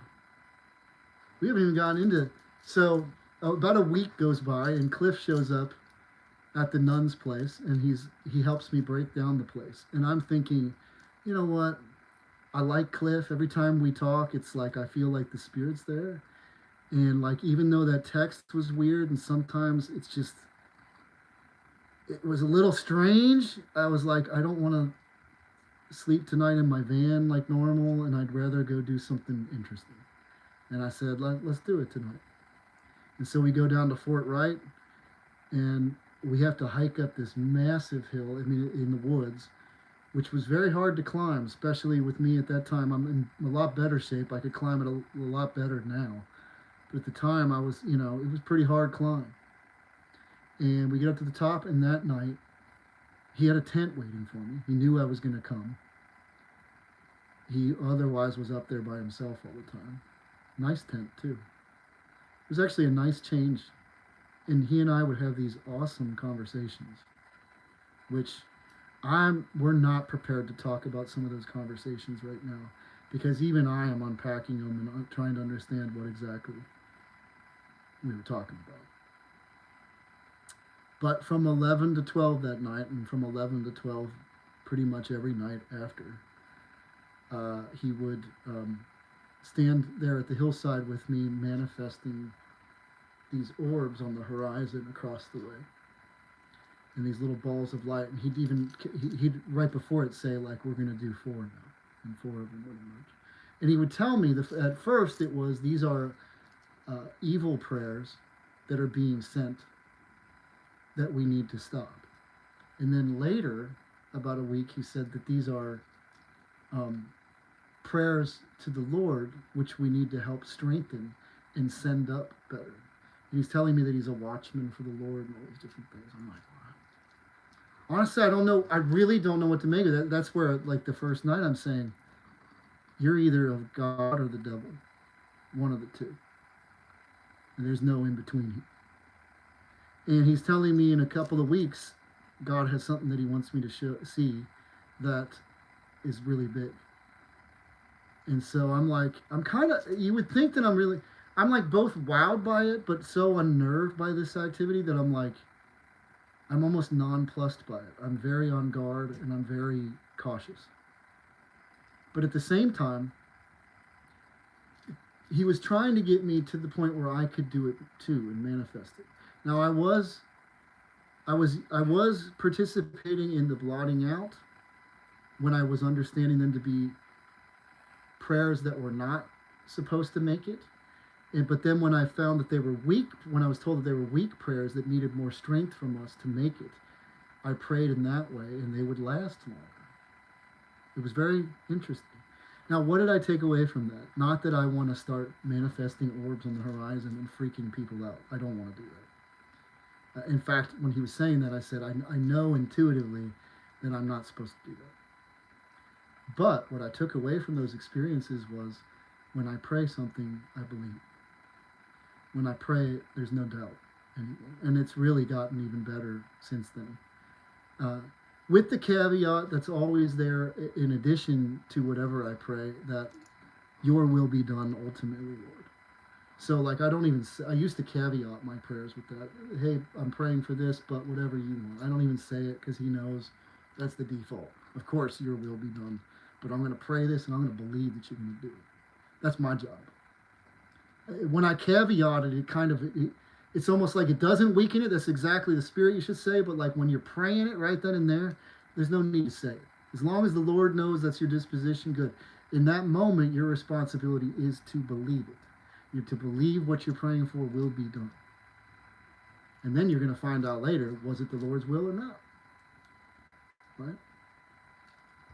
So that's a very positive takeaway that I took from that encounter. And like I said, I have since, actually it's a good friend of mine since what's happened to me at the jail, who Cliff is a mutual friend between us. And when we both knew that Cliff was kind of in the details of why we even connected. And so we got to talking about him that night. I've really only hung out with this guy one time. And then he put money on my books the entire time I was in Brown County. It was not long before I went in there, and he he was like the only, it was like a God provision person who took care of me while I was in there, and would put money on my phone so I could call and talk to him. And he would say things sometimes that I needed to hear that night. And so he's more of a friend to me than many people I've known in my lifetime, many family members, because he was there for me my lowest. There's actually, in the wisdom of Ben Sirah, it says, like, in prosperity you don't know your friends. It's in adversity that you learn who your friends are. In prosperity, everyone's your friend. Everyone acts like they are your friend. But it's only when everything's down and you're your lowest that you learn who the people really are who are there for you. And it's been people that were not people that I spent the bulk of my time with, socializing with, all that. Like, as a matter of fact, those people are almost hardly ever available at all, let alone family. It is these people that God has provisioned in my life since I started taking this walk, who have always taken care of me, spirit-led, in my time of homelessness. So, but yeah, he actually saw Cliff's. I almost should leave it to him to say, but like, since he's anonymous in this, if it ever comes out, I'm pretty sure he'd align it. He said he saw his eyes turn to gold when they were talking about the Lord in a park one night. He said Cliff's eyes turned to gold. Look, I don't know. Oh, and so, okay, here's the other interesting thing. So several weeks later, it was actually the night of the blood moon, which in the Western Hemisphere, we didn't get the blood moon, but it was the night where the moon was particularly, I guess, close would be the right way to put it. I'm not sure, but where we were at, it was a very interesting view. And two things about this night. So months earlier at Shelter House in Kentucky, there was a homeless man who I had met downtown Cincinnati previously, who was very interested in my Medal of St. Benedict bumper sticker. And we got to talking about, he was going through some of the stuff, really, he was going through some gang stalking stuff, is what he was saying. And he's like, I'm really starting, my eyes are opening up to the demonic in the world and all this. When I met him that night, he was kind of more ordinary, a little bit in front of the shelter, and difficult to speak to. And he walked off away from me in a huff and puff. But before that, he had given me, kind of like, sometimes when I meet the Lord, he's always testing me, like, am I still going to love this person? Am I still going to be patient with this person? Okay? But this man had given me a song to put on that he found particularly beautiful under one of my Spotify playlists. One, it was like worship music 4 or 5 that I have. There wasn't hardly any songs on it. So I put this on. It's by Jose, I can't remember the guy's last name. It's called Jesus, King of the Angels. And that night I have my Bluetooth speaker in my phone, and Cliff and I are laying, I got a picture of he and I that night, both of us laying down on the ground. And we're laying on our backs, and I'm playing this song on repeat. Jesus, King of the... This beautiful song. It's just playing over and over again. And the sky above us is just... There's so many of those orbs. More than the ones that he would do across the way, and far more than like what I saw that day on my 3rd hospitalization the day before. And it went on for hours. And we're just sitting there, and I'm like, what on earth? And yet, it was great. It was a great night. It's hard for me to even... As I'm saying this too, it's like, I know how this sounds, but it is what it is. This is my testimony. I can't shirk from my testimony. There's no point in me editing it and trying to make it more palatable for people. This is my testimony. And we actually parted from that hill in some difficulty, actually. It was an argument that happened. And I left in the middle of the night, upset, running down the mountain. But a lot of times in my refinement process, I'll just say this, over these last couple of years, it has been through the adversity and challenging of others that I have grown the most. And so it doesn't Just because we had this argument, because I'm not even going to get into the context of it, just because some things were said that were very hurtful, that does not bar the potential that Cliff is of the Lord for me. You have to, in order to gain wisdom, you have to suffer. You have to go through a lot of trials. Yet your faith has to be tested to see, are you, and also too, you don't know everything. So actually, a lot of times, when in the moment I am a little huff and puff about something, later I realized there was some wisdom in what was being said to me, and I wasn't hearing it in the moment, and that maybe I was right, but maybe they were a little bit right too. Maybe we were both a little bit right in what was being said. So that's probably a good, that stops in terms of my Kentucky leg of the journey. And then the county jail sort of talked about. It's hard to summarize all this, not to mention all the encounters I had with some of the homeless that have been prophetic and angelic at times. Here's some examples. I've talked to him in other videos. So there was a man named Win. His name was Win, which kind of equals endurance, endure to the end. The black man waiting in a bus down by Fountain Square one day. I went to go feed some guys over there, and as I'm walking back, he stops and wants to talk to me. Are you a landowner? No, I see you as being a big landowner one day. And yada yada. And then he says, hey, don't ever lose your halo. Don't lose your spirit. And this is before I really kind of started going through intense spiritual warfare. I thought 2017 was bad. Oh, brother. What's been going on with me since 2024 would have annihilated Adam in 2017. Like, I would have perished immediately. Now, it's just I get stronger and stronger every time, under every attack. And then he just kind of mysteriously gets on the bus and off he goes. I'm sorry I'm not reading the room at all, but I'll read it maybe later. The point of this video is to just easily upload a video of my testimony. And I met, there was another man, he was gay, and there was a drug-addicted gay partner of his that would come to my stand in Kentucky. Josh, and I can't remember the other guy's name. I love, they were awesome, they were cool dudes, man. They were very nice and friendly. And God's teaching me things in all these interactions, like to just, you gotta meet people, like we're there to serve the lost. But sometimes those lost are angels in disguise. You better be careful. You better quit ignoring the downtrodden. St. Vincent de Paul, who the St. Vincent de Paul Society is under the moniker and name of, has quotes saying the same thing, like he would meet the heavens in the homeless constantly. It's as if he were getting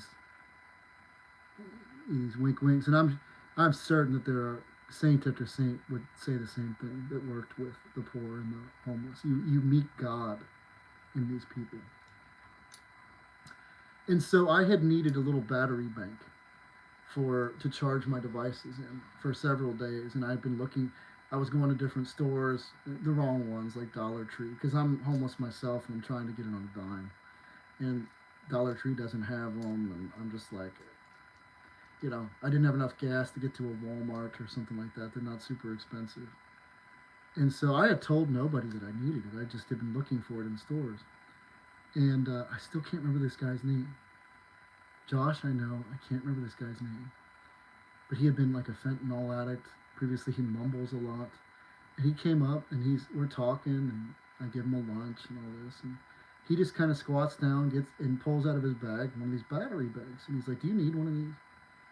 And I was like, yeah, strangely enough. This is like days after I first started looking for it. And I'm like, yeah, strangely enough, I do need one of those. Thank you so much. And I take it.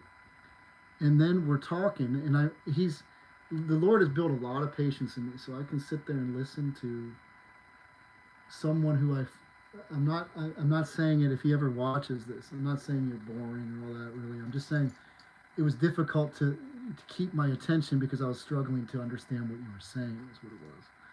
So, but even then, I'm patiently just sitting there and giving him my time, listening, even though I'm not unable to listen, but I'm still there for him. And as he kind of turns his head at some point, I recognize he's wearing this hat, and on the back there's this little angel, like lapel pin attached to it. And I bring it up, and he says, "Oh yeah, that was his mother's or his grandmother. I can't remember." But to me, I'm like, mm-hmm. I see. Because I've met you guys so many. I've met you. I've met it's either the Lord or the angels, plenty of times. There was another man who, again, his name eludes me. The first time I saw him, I gave him a lunch, and he was an older, light-skinned black man, and he just had he had a glow about him. This was after I'd been serving the homeless all day downtown Cincinnati, and he's walking by, and I'm like, from this, and I say, I got his name, and again, I'm sorry, I forget what the name is, but I said Angel so and so. Let's say his name was Angel Tom, and I said, "Hey, Angel Tom," and he's like, "You're the third person that said that to me today." And it turns out he's Catholic as well. He knows a lot about Mary and all these different things. And I would see him at different times downtown, not often, probably about 2 or 3 times. And the last time I saw him, he was at Fountain Square, and I came around the corner after praying all day and feeding the homeless, and there he is sitting on this little area. I think it's got like a light pole, and it's got like this rotunda at the base of it that people often sit on. And he was sitting there with his Bible open and one of those candles that you can get at Dollar Tree or other places with St. Jude. And he's reading this book, and he looks, and he was always, every time he and I interacted, it was like he was just kind of otherworld. He'd be like, "Hi, hey, how are you?" And he just pulled out of his pocket. He was another homeless guy. He just pulls out a $20 bill out of his pocket. And he's like, "Something tells me that you need this."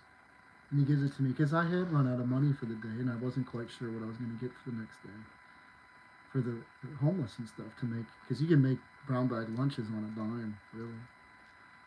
And it really always it impresses me so much when it's someone who has nothing. That's happened another time. There's a guy, Brian, in Covington, who hangs out at Lord's Gym too, who's absolutely right on the street. And he gave me $20 one day, and that was all he had, because he wanted me to continue doing this for others, for people like him. I'm not crazy. The world's crazy. The world's crazy, and you're never going to open up this world that I've been privy to if you keep going and chasing money, and you keep playing it safe, and you think that Christianity's having air conditioned and Kroger-filled refrigerators where your kids are spoiled with everything they need, and they go to all the finest schools. Meanwhile, others, if you think that's life, that's what it is. That's what it is to live a selfish life for you. We're not called to, again, shave off the top of what we have. We're not called to give. We're called to give everything to Him, and therefore to others, because He says, again, you got to. I encourage everyone to read Matthew 25 if you're unfamiliar. There's a reason why Matthew 25 ministries exist. It's based off of that passage, that teaching from the Lord. We're supposed to live like that as followers of Christ. And if you're living a life that is foreign to Matthew 25, where you know, I literally don't burn for this, I don't live for it, I do just a little here and there. I try to be a good person. Do you really? Have you really? Or are you the rich man who, when Jesus said to be perfect, sell everything, give alms to the poor, and follow me? Or when He said, funerals are for those who are already dead. Come follow me, like I'm life. You want life? Come follow me. Let the dead bury the dead. You leave all that behind. I'm first. If you love your father before me, you love your mother before me, everything else, then you're not fit to be my disciple. And yet the irony too is, We are supposed to love everyone, really, as if they are Christ, not like your mother. It's almost insulting to say like your mother, your father, your sister, your brother, your child. We are supposed to love our mother, our father, our sister, our brother, our child, the strangers, the homeless, as if they are Christ Himself. Because I tell you, there is a very good possibility that it is He that you're encountering anyway. At a minimum, He's looking at you through their eyes. Somewhere, even in the most suppressed soul, the Lord's there. Because we're dealing with, we deal not with flesh and blood. It's a spiritual war we're in. But these are men and women. And no matter how demonized, no matter, they could be the Gerasene demoniac himself, but they're not beyond redemption. I have testimonies like that too. There was a woman that came up in Covington. This is different from like the Robert testimony, which is on the channel, the first testimony. But just a woman who I'd met, who I believe she was definitely drug addicted, and it seemed like she was there with her pimp, who was not happy that she was stopping at my stand. And I gave a lot of people at that time medals of Saint Benedict, and I told her, explained to her, this is a protection against the demonic, and it's a powerful object. And I did some prayer. I gave her a rosary, and she was very unsure about it all. And she's looking at him kind of, I don't know how to put it. They're sharing a moment together, thinking I'm a little out there. And like with a knowledge of her own story being that she suffers from some demonic stuff that I don't think anything could overcome. That was kind of the context. I saw her months later. I had prayed for her that day. I saw her months later. She was dressed real nice.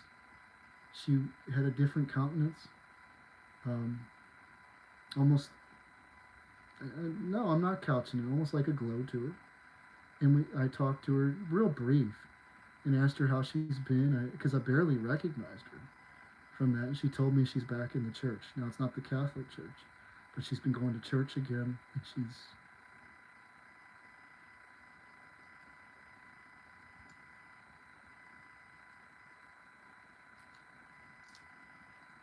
that's why I love what I do, and I'm never going to turn back. If money comes my way, I'll still live in a little shed. If I ever even had like a wife and family, we're going to live well below our means. I do believe God's going to bless me one day. I do believe my testimony is going to be, this testimony just keeps growing. When I think it's over, it's like, it ain't over yet. Oh, brother, we're just getting started. That's the way it always feels. And in that, He gifts me with, a testimony I couldn't. I'm just a character in His book. I get to experience the joy of being a character in the Lamb's Book of Life. And my only job is to submit to Him daily and to resist temptation and to resist sin, which means I obey Him. I try to obey Him in all things. Not to say that I haven't fallen into occasional sins. As much as we all focus on the, like when I brought up the masturbation earlier, it's really, if I were to really pinpoint, it's my anger that's getting ironed out the most. That, the other is pretty much just it's not a big issue. It's a very occasional thing. Anger, though, because of the amount of warfare sometimes that I've had to go through and the amount of times I've had to assert myself with the enemy, I'm like a nuclear warhead around other Christians that sometimes need me to be a little bit more BB gun, or just sort of, it's hard. It's hard for me to walk out of that jail after 4 months and I'm having to reacclimate again, because the amount of spiritual warfare that I had to endure in there was meant to kill me. It was meant to murder me. And I showed all the devil's little minions You can't break me. You won't. And they saw what it was connected to with my soap rosaries, which was pissing the devil off. I'd make soap rosaries and give them out and tell people how to. That's what pissed him off the first time in there, shooing me out of the pod. Couldn't stand it. Because believe it or not, folks, again, does the Catholic Church have issues? It does. It has issues. Every single church, by the way, that you're going to ever go to is going to have issues. Are the teachings, though? Do we trace the lineage back to Christ himself? Do we have that? We do.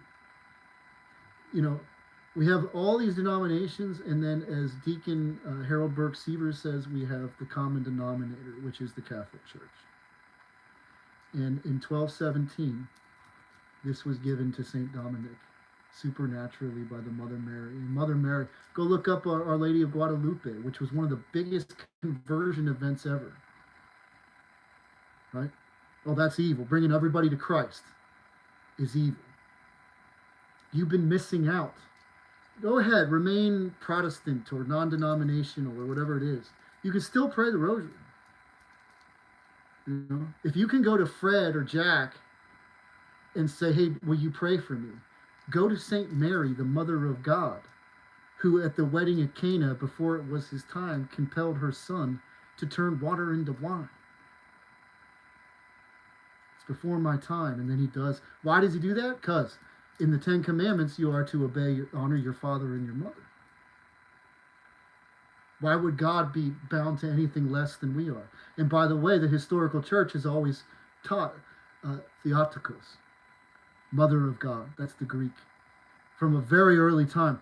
Not mother of the flesh man Jesus, but Mother of God. Both.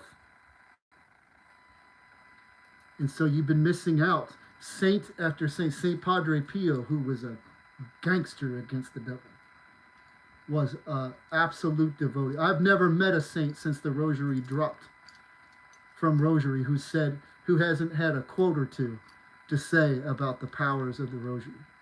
The devil cannot stand it, and the devil certainly can't stand the Blessed Virgin. Literally, like when she shows up, he's got to scatter and run.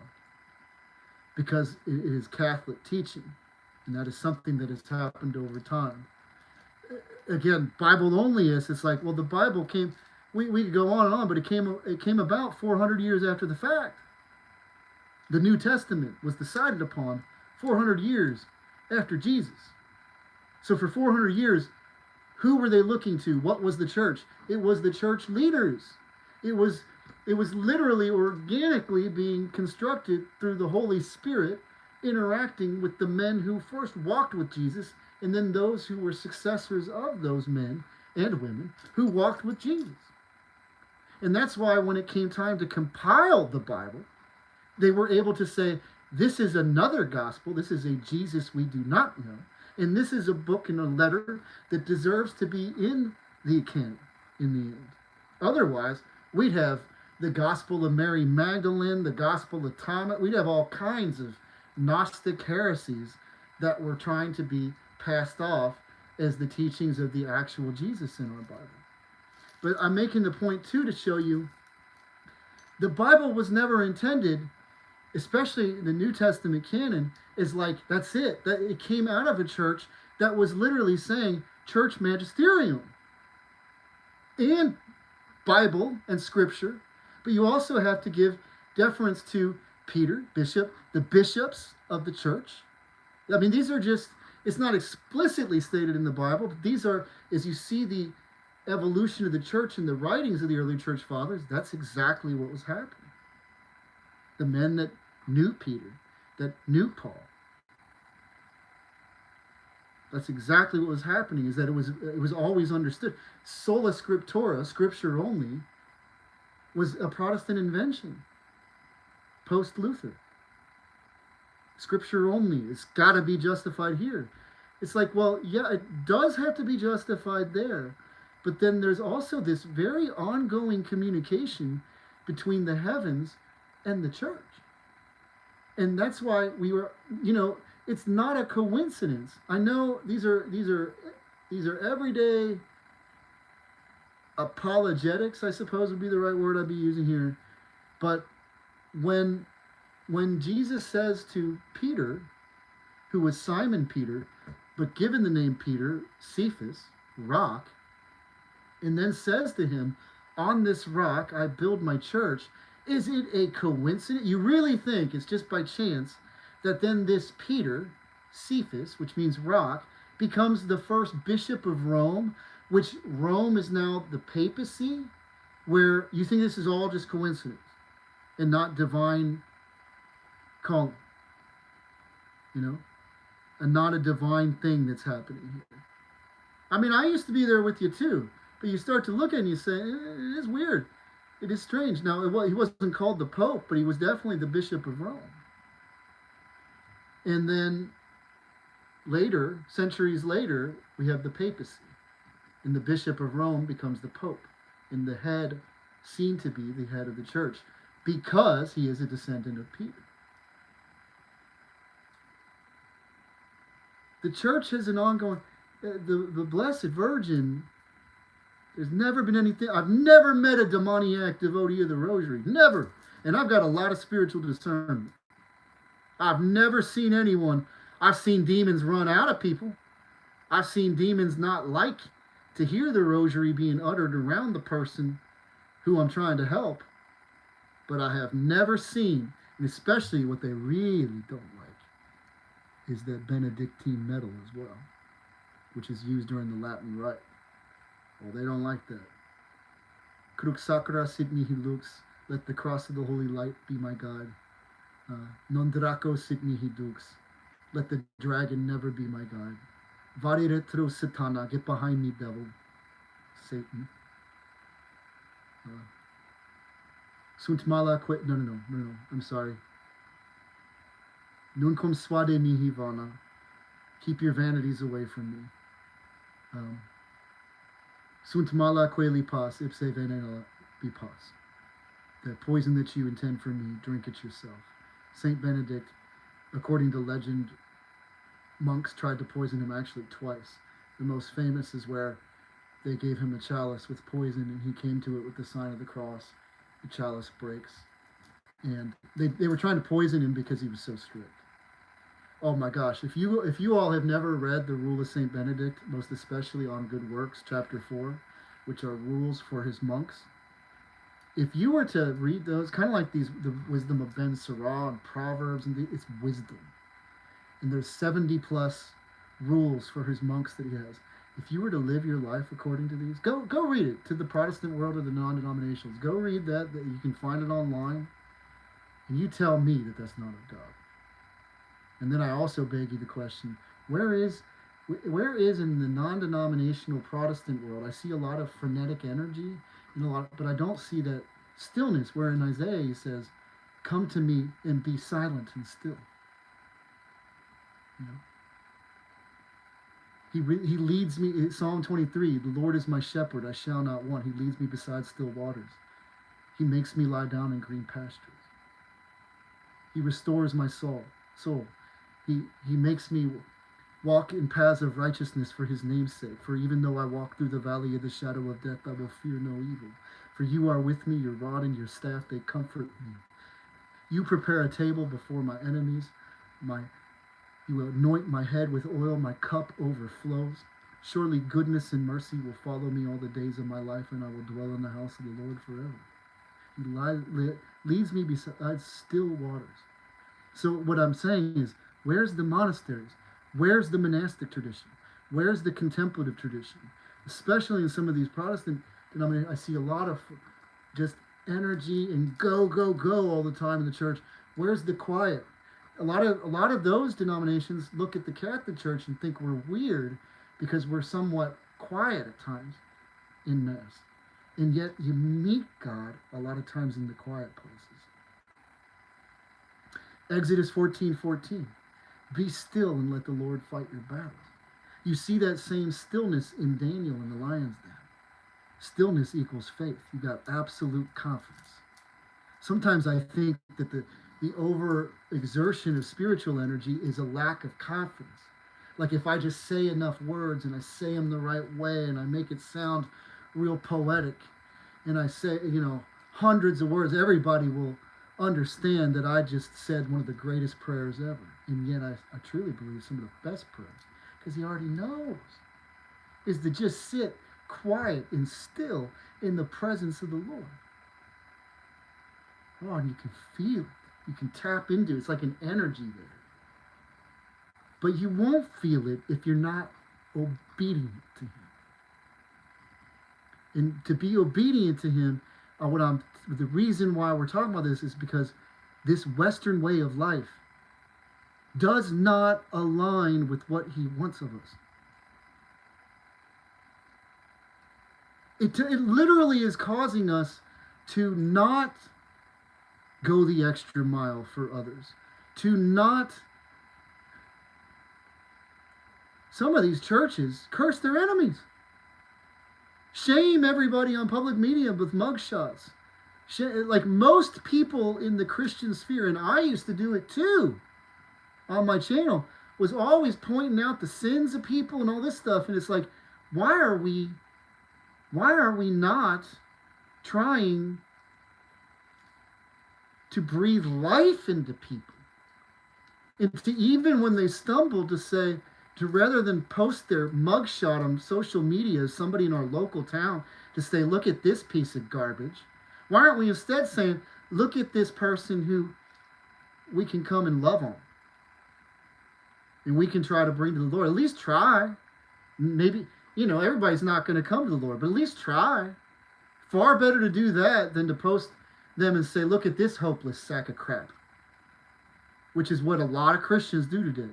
And there's a lot of Christians who are more politicians in their mind, who are more devotees to political parties, that also look at the homeless as some kind of undesirable, like, well, you must have, dear God, get out and get a job. Oh, it's a sentiment that's out there. And do you know how many of God's chosen are in the homeless population? Francis Chan writes in his book Crazy Love about this guy out in California that kind of, a little bit like what I've told you, he goes to the beach every day, he's a homeless guy and feeds the homeless. Little everyday saints like that. Homeless guy feeding the homeless. There's some people that just decided it's not because they couldn't go make a bunch of money or they couldn't go pursue those things. They just said, I don't want to. There's a different way to live life. And that's a false bill of goods.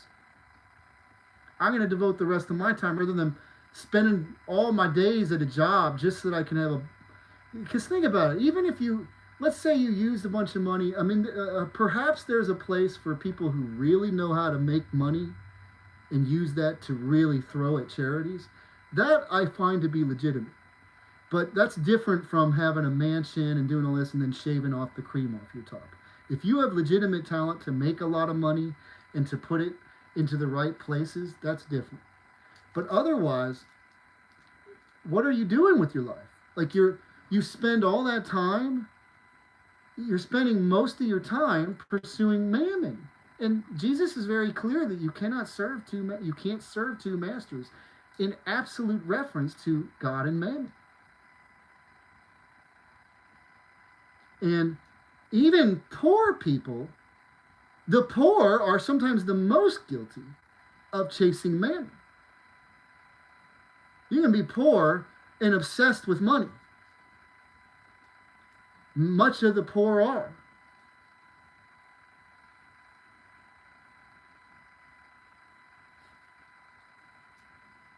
In fact, I was talking to one of the young men at the jail who he wants to give his family everything when he gets out. And he wants to spoil his kids and all this. And I'm like,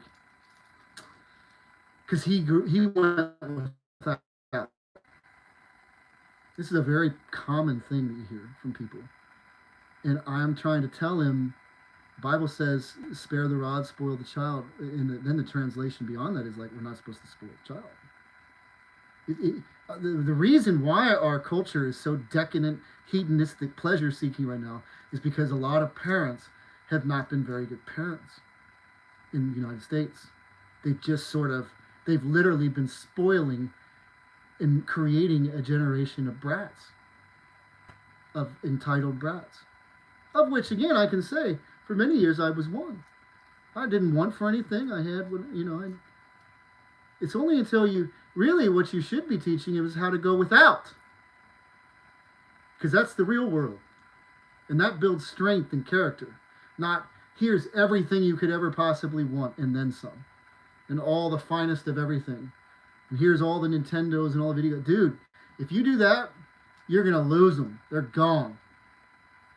But then that shows, too, that you're lost. That you have no problem. You don't even see a problem. You yourself are spiritually blind.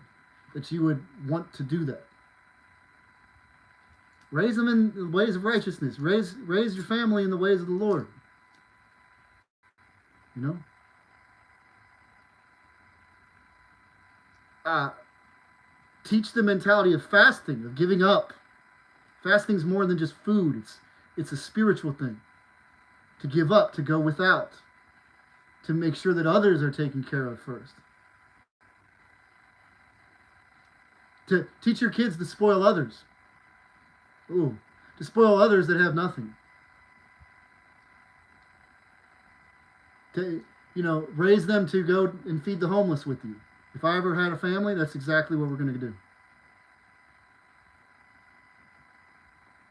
I pray that God bring me the right person who is aligned with the love for the homeless, the love for the poor, and then if we ever had a child, that's exactly how I'm going to... Ain't no scared. Oh, can I bring them around the homeless? Yeah, I can. I've heard that. I'm not sure we can trust. Oh, brother, trust me. Number one, spirit in me. Anything that comes with the spirit of wrong and evil, I've got authority. Okay. But also, too, it's like, we're going to be meeting angels all day. Angels in the Lord. Oh, you might find some winos and all that. You'd have to explain. Some drunk people. But even that, it's like the spirit in me, you can't do nothing here. I tread on you. And it also starts to open up the young person's eyes at a young age to the reality of the war that we're being conscripted into. What we need is real parents that have seen the other side of things and can cogently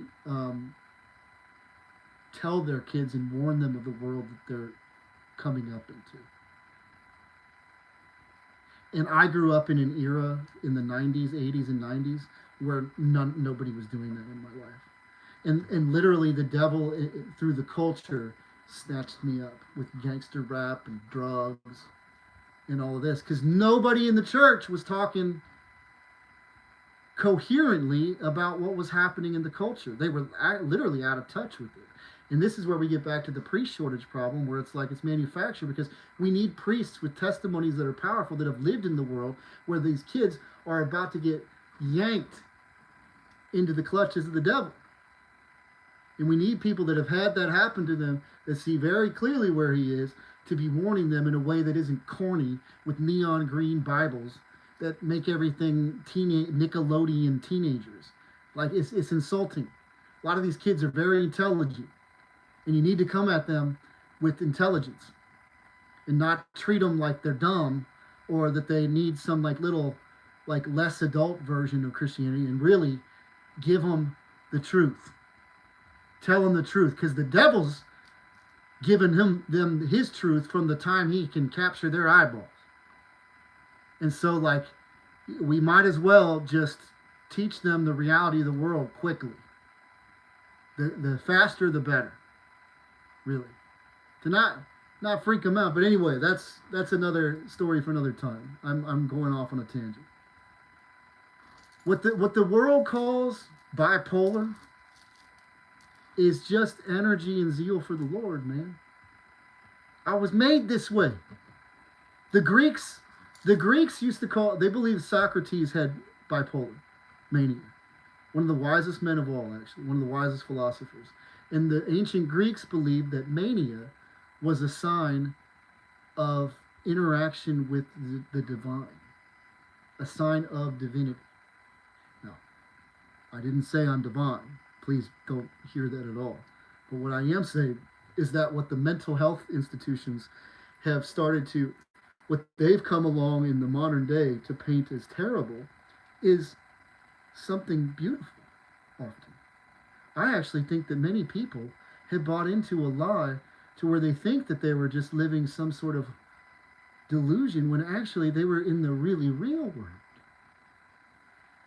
And they allowed the field of medicine and Freud and Jung, cocaine addict Freud, and Philemon visited synchronicity Jung to redefine everything.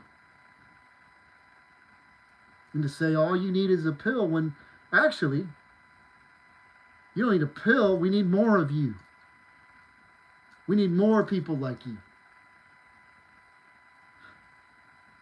But as usual, I've thought about it too. I'm like, so many of the family members that turned their back on me, the extended family members, I always felt growing up like I can never. Look, I was a problematic young man. I was a problematic throughout parts of my life, big parts of my life too. Like, no doubt I was rebellious and all this.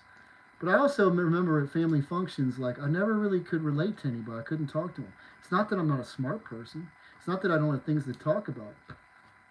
What I noticed in my extended family and also in what I see a lot in society at large is a lot of people that never, what always frustrated me why I didn't get into conversations with people is because they didn't talk about anything. It was all fluff. You get to these social gatherings, it's all just nothing. And wine glass clanking and all this. And it's like, does anybody ever talk about anything real? If you start to talk about real or things like we talk about here, they don't know. They get uncomfortable and need to redirect the conversation because it's far outside of the field of their experience. Because most of those extended family members and other people are living the avarice, greed-ridden life that I talk about. They don't understand what I'm talking about. Me, I'm the maladaptive one. They're the normal one because all the society current goes that direction. That's how we live. That's the ultimate life. When that is not the ultimate life. And so you look at me who has all these supernatural experiences and say, well, that's mental illness. No, I'm not mentally ill. Thank you very much. I'm unfortunately at times far too sane.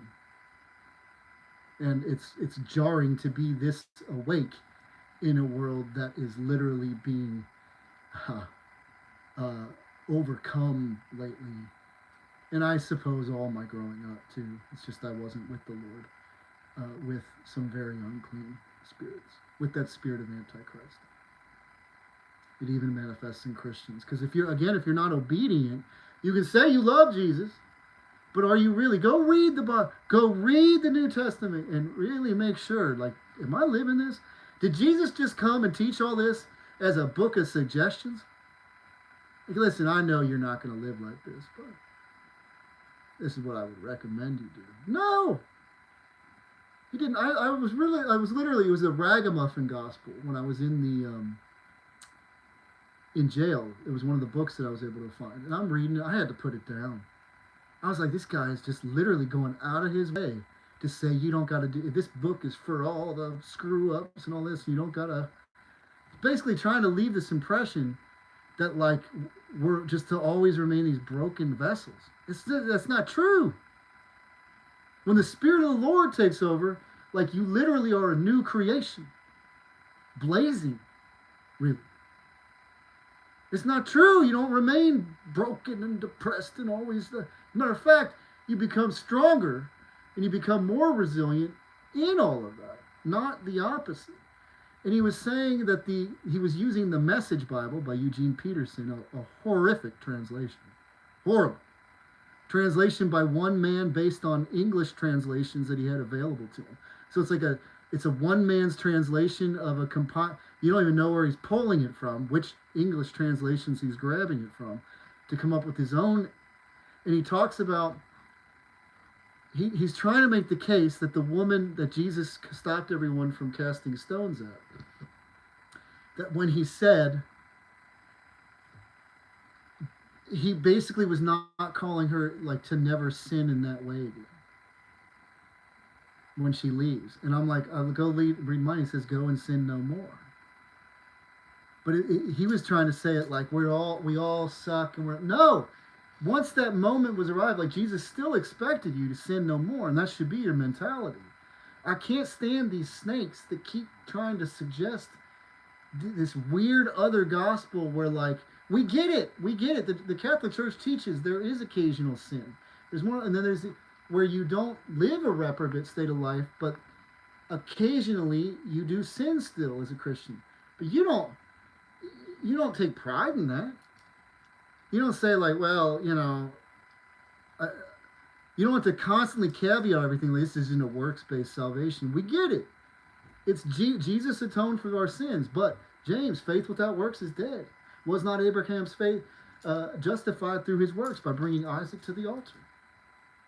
You can't get around it. It's one of the most uncomfortable letters for every Protestant, especially the ones that always emphasize this.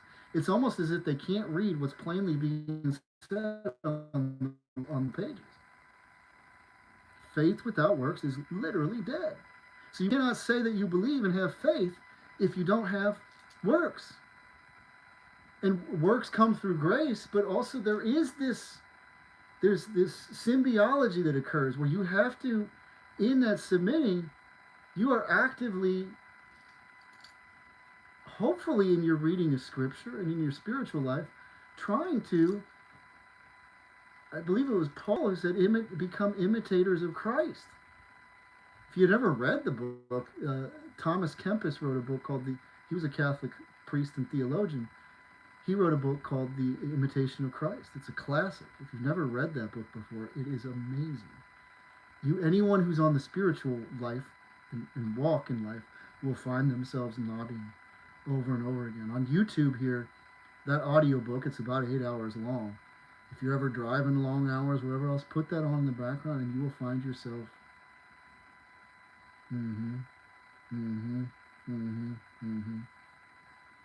It's brilliant.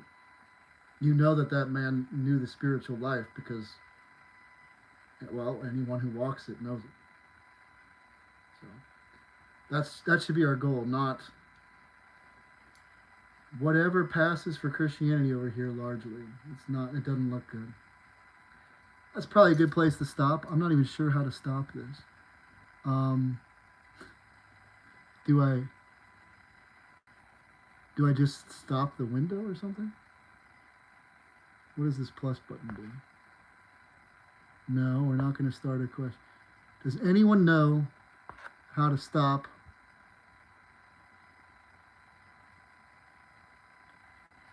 your live when you're doing it on a phone?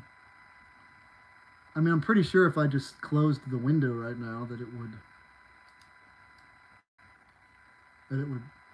still be live, but let's see, if I hit that, does that do it? No. Sorry. It's been a while, man. I've not done a live video for years and years and years. And if I beg you to tell me, I sound very different than I did back then, don't I? I'm different. I'm a radically different person. Praise God. I like who I am today. I don't know if you remember my old videos. I was very depressed and kind of down about life. Because as much as I was exposing the Illuminati and focusing all that, people would sometimes come and say, like, it should be more heavy on the Lord. And they were so right. Devil is just, I can take care of you with this. I'll riddle you up left and right. Rat-tat-tat. But like the Lord, I mean, that's where all the power comes from. Right? I'm more alive today than I ever was, with a fridge full of food, heat and air conditioning and nothing to worry about, and money in my pocket, and all the drugs, and I'm more happy than I ever was with everything I wanted. As the Bible says, it's better to give than to receive. God bless you all in Jesus' name. Have a good night. Yes, I am.